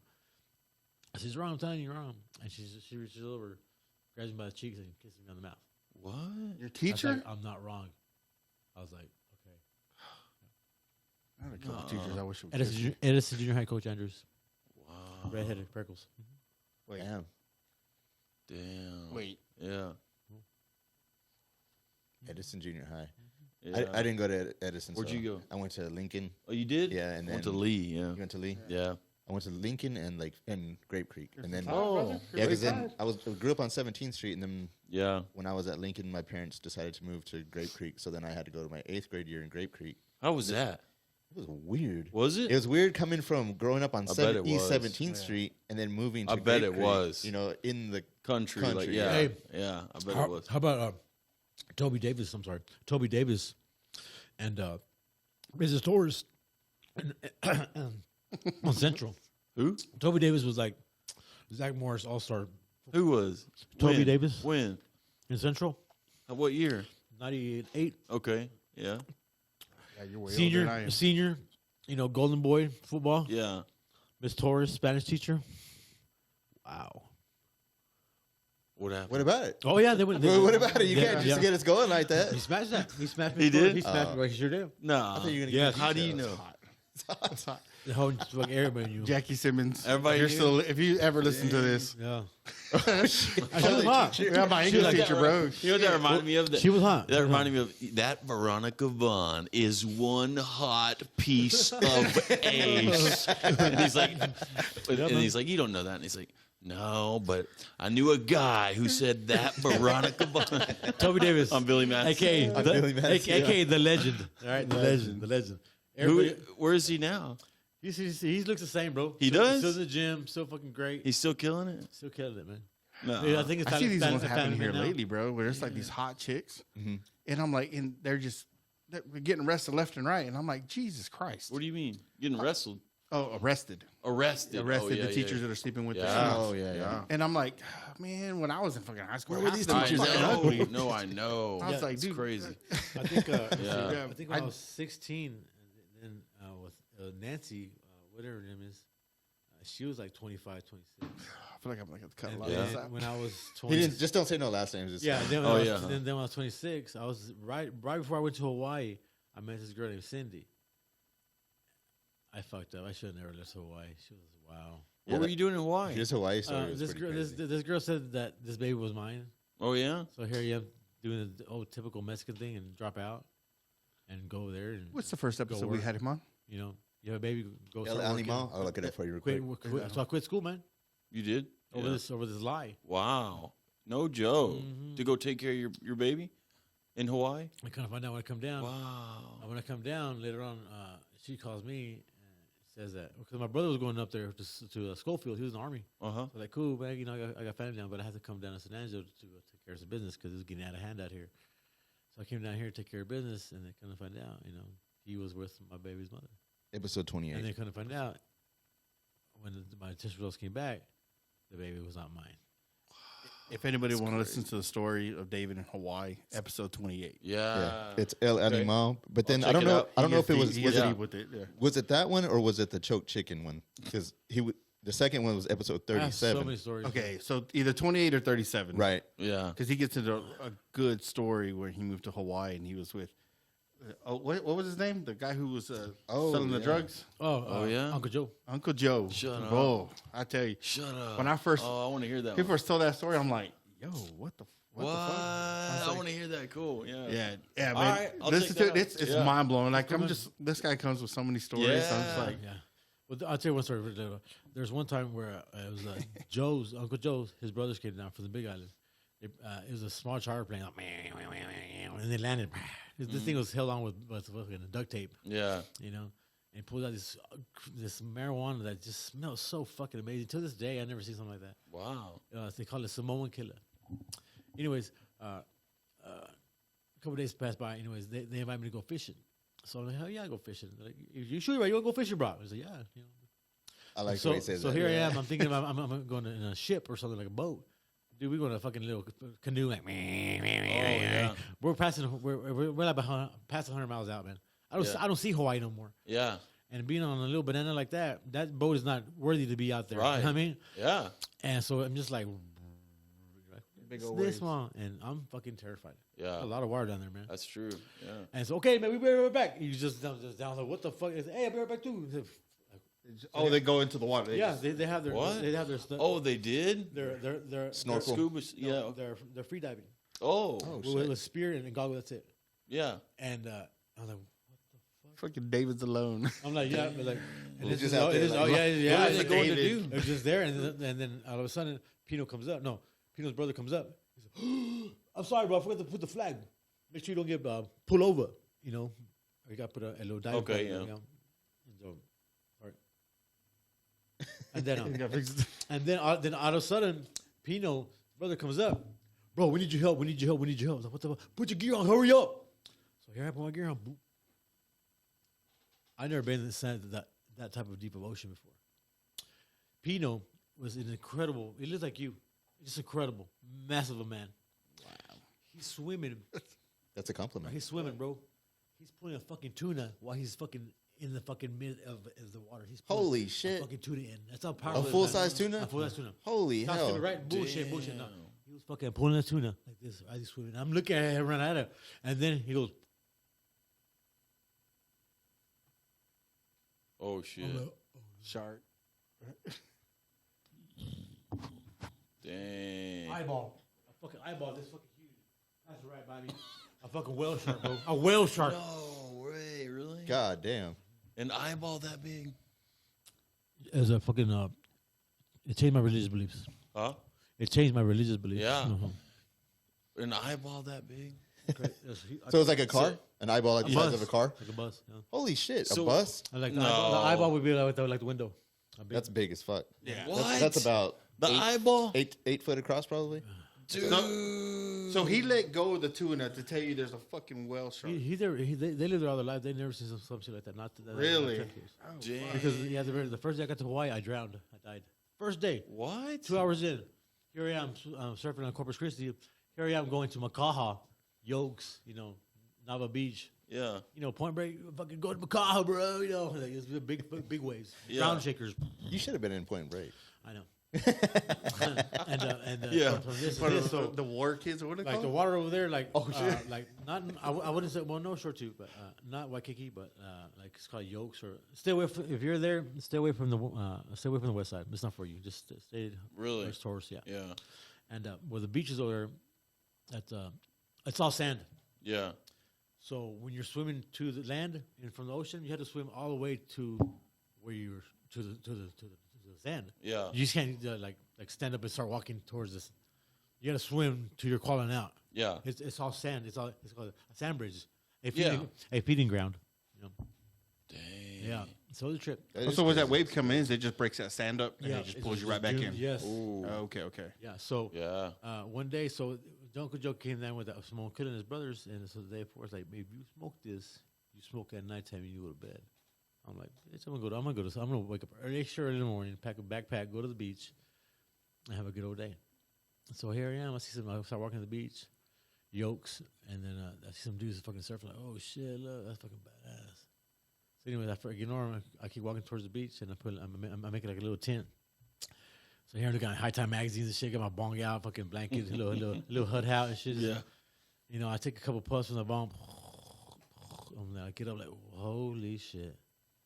I look all around. What the fuck am I doing? Damn. I jump in the water. It gets rough. I'm like, oh shit, niggas fuck out of water. And then I finally realize it's a fucking sand bridge. And I'm swimming as hard as I can, dude. All of a sudden, these fucking fish start flying on the side of me. I'm like, what the fuck? Dude, you should read children's books, man. These Holy fucking Right? You got the sound effects and everything. these fish, they're running. These fish are swimming away from something. They're running from the shark. Yeah. So then we're I'm swimming, bro. You wouldn't even believe I tell you. I'm swimming. I go like this, and all I see is the charcoal. And I just keep swimming. I was crying. I was screaming, crying. Well, how? Like How old were you there? I was 17. You were crying? Shit. 'Cause I knew what was gonna happen. What do you mean? I saw a charcoal of an eye. Of an eye? Yeah. What does that mean though? A shark. Okay. I saw it was What'd charcoal. you do? Oh, Just charcoal keep color. swimming. Actually. Oh, Just okay. keep swimming. Just keep swimming. Just keep swimming. Just keep swimming. Like Dory. Just keep swimming. Yeah. Like Tori. Yeah. So I got out of there, and then I was like, oh shit. And so I'm still high, like way high. And this is like fucking 6:30 in the morning, high. Yeah. And then Where are you at now? On the sand beach? yes, I'm on the beach. I'm in my little hut, my little hut that I made. So I take eat a sandwich, eat a couple juices, and eat some Lappy Taffy, and then I fill up my bong up again. And I hit hard, just hard, because it was like the first time we were ever smoking weed. Like, it's like out of body experience. That's a different weed too. Yeah, it was way Yeah. and back then. And then all of a sudden, I just kind of laid down, right? And I was just thinking about the universe and stars and like Men in Black Part 1. I mean, like after that galaxy. Yeah. And then and next. That's some good And then I weed. woke up. It was fucking 8 p.m. No 8 p.m. in the evening, bro. Oh, yeah? We went from 7 a.m., 6:30 in the morning to 8 p.m. in the evening. And you're just Oh, out there by shit, yourself. dark. It's getting dark. Yeah? And there's people that were surfing. Now they're taking a shower. I'm like, oh, fuck. These guys, they know that I'm not from here. Why? 'Cause they live there. Why do they know you're not from there? Because that's their neighborhood. They know everybody there. What? Yeah. Their You don't So get what'd into they that do? part of the beach. Yeah, there's Shut up. What'd they do? that's their neighborhood. So I'm walking by. You know, I look like this, but just with goat teeth. You know, and they're like, they look at me like, "What's up, bro? Who the fuck are you, bro?" I was like, nobody. Oh, it's the fuck that you fucking somebody. Where the fuck you at? And they're like, I said, who the fuck you with? I said, I'm a fucking Baka boy. I'm with Uncle Joe. You know, fucking Baka boy. And then that's when it got real serious. Why? So, because I don't know. There's a territory 'Cause thing. I guess. that was me, and you guys are around that. And that's how the size of the water bottle, that's the size that I felt with those guys all Yeah. around me like that. Yeah. So what big they old do? Samoan guys. They're like, oh, Yeah. shit. yeah. So they start surrounding me like, you know, like a capoeira and shit type of shit. Like, oh shit, I'm about to get the shit kicked out of me. And all of a sudden, I see fucking a silhouette of Magnum PI and a fucking moped. Fucking Uncle Motherfucking Joe. Oh, yeah? He came to get you? Man, he saw me. He grabbed the first guy by the fucking throat and his fucking face palms that some bitch right in the fucking mouth. Bah! Everybody just gets face palm left and right, left and right, left and right, left and right. Damn. The next time you fucking see him, bro, you fucking buy him a fucking beer. You understand me? He'll fucking Baka boy. He made me mad money. Really? So over there is like Uncle Joe was a yeah. badass. If you get someone a cigarette, you owe him a cigarette. You get a beer from him, you owe him a fucking beer. If you don't, that's like you slapping his wife or something. Yeah. You know, it's serious business. Don't get nothing you can't pay back immediately. Damn. It's way serious, stupid serious. Yeah. So later on that night, I mean, like later on that month, you know, I saw these guys at the fucking at the bodega and shit. I'm like, oh fuck, I'm at this register. And shit. Hey, here's this beer for you, man. You tell Uncle Joe I'll buy you a beer. Buying somebody a beer is the most disrespectful thing you can fucking do. Buying somebody a beer? Yeah, it's like some man type of shit. You know what I'm saying? Yeah, I could buy my own fucking beer. Really? But Wow. it's like so you not just, and if you're receiving it is one thing, but you're buying another man is different. That's bad on you. You're buying the beer for something. You know, it's just weird like that. Damn. But yeah, shout out to Uncle Joe. Yeah. No. Is he still around? Who knows? Is he out in Hawaii? But still? back then I thought it was just, you know, driving him around, dropping him off here, Yeah. here. You know. What do you think that guy was into? You think he was high level, like into some? Well, that was the like over there it wasn't really gangs, it was more like tribes. Okay. So over there was Baka boys. So west side was Baka boys. And But I mean, was it some pretty serious shit? yes, it was like they- fucking. It was like a a lot of violence, like and the bro. They'll fucking drugs feed and you violence. to the fucking. They'll put you in the fucking Yeah. water, and they will not see you again. Man, that's probably an interesting Sharks will come culture. eat that shit up, huh? I know, right? Dude, Just- Hawaii. I don't know if you've been to Hawaii. Hawaii is shark wild. infested waters. oh, dude, It's yeah, in you, there. you hear about people every year that get, Yeah. you know, people go out there, go swimming. Hell, have you heard about the shit that happened in South Padre Island last month? That was wild, dude. I think it was the You same see that? shark got 3 different people Yeah. in the same day. Man, Yeah. yeah. My wife, my brother, my mom, my brother and his family, my daughter, my sister didn't go. My mom was there. They were down were there? They were Yeah. down there. They were on the beach the day before. They had an Airbnb in Brownsville. Uh-huh. So the day before they had went up to South Padre and they spent the whole day out there on the beach. Yeah. Then they went back to their Airbnb. They were having the plans to go back to the beach the next day. They something happened and they didn't actually make it. They ended up just sticking around in Brownsville. Okay. And then that's when all the stories Well, they came closed out. the beach, right? They closed the beach, Wow, yeah. yeah. Did you That's see that crazy. video of the chick's leg though? Yes, man. Her It's calf? terrible. Terrible. Yeah, that was It a is nightmare. man. The amount of power to do that. Yeah. What I missed? I don't think, honestly, I don't even The think shark- it shark took, like, attacking. the shark, man, it's I hard. bet you the effort was probably, Oh. I mean, his teeth are so sharp. No. It probably was just like a, Oh, a yeah. real quick At one thing time, for- so once here I am in Hawaii, and we go to Sunset Beach. That's the opposite side of the west side. I'm not supposed to be on this side, but they got some good weed over there. Mm-hmm. So I'm here, yeah, in this park and stuff, and buying some weed off some guy in the park because my buddy knows him. So we're cool. Everybody's cool. So we're smoking, and there's. I mean, I come from Texas back in the '90s, so I'm smoking 50 Titan Swiss Sweets filled up to the rim, big fucking blunts, and they never seen no fucking blunt before, and they're smoking like literally toothpicks, and then with a crutch. A crutch is like a piece of paper you roll up, and then you put the joint in there, because you smoke that all the way to the end of it. There's no roach. You smoke it all the way to the end of it, right? So here I'm like, fuck, I remember this big ass fucking blunt, right? And they're like, God damn, it's fucking Pacalolo, bro. It's Pacalolo's weed, right? Mm-hmm. And so big boy, learning. big boy starts smoking it, man. He's a big dude. He looks like he looks like one of the linebackers from the Steelers, man. He's a big fucking man, big man. He's smoking. He looks very intimidating, son of a bitch, too. He looks like the Booyah tribe back in the '90s. And he's smoking, and he just gets up, fucking starts fucking throwing his fucking hair, just fucking took off his fucking clothes. And he was like, everybody's fucking tripping, because I'm high. I'm really high, and the sky's purple, and it's not supposed to be purple. It's supposed to be like blue, and it's not. It It's supposed to be sounds like purple. some lace shit. Yeah, like, yeah. It's powerful, bro. Dang. It's powerful. And what came out of his fucking shirt was a huge fucking centipede, bro.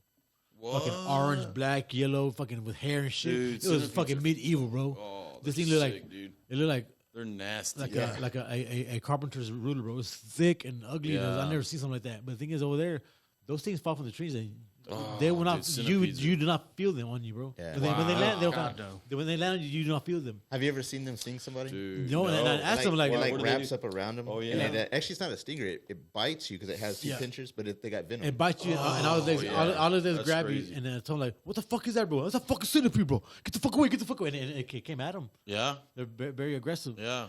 And like, hey, what the fuck happened? He fucking bite you, bro. You go fucking seizure, bro.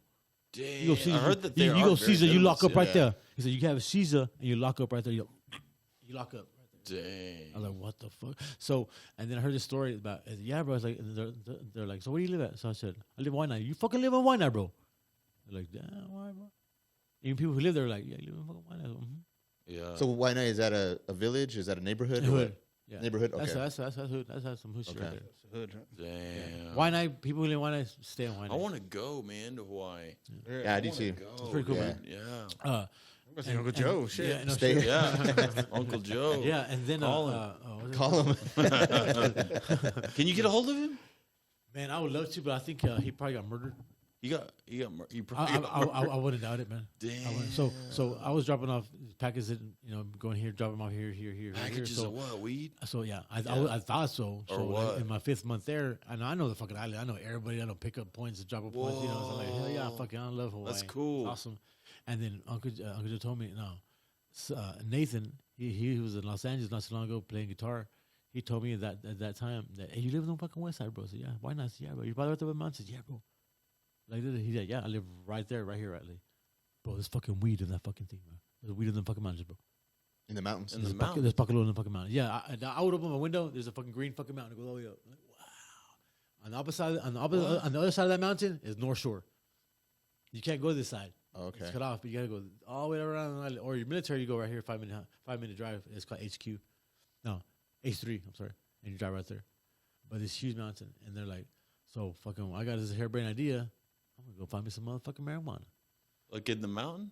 Yeah. Take a fucking hike. I pack my backpack, juices, blah, blah, blah. Did you find a any? sandwich? Here I'm fucking going in. Fucking, I got my walking stick. I get about I get about a quarter mile in the mountain, Yeah. and I fucking stab my stick, and a nest of centipedes come out. Oh, I, yeah. I thought the one that I saw was big. No, these motherfuckers. Dude. I was like, "Ah!" I ran after my shit. I fucking just ran. did? I was like, fuck that. They can keep that shit. No, Damn.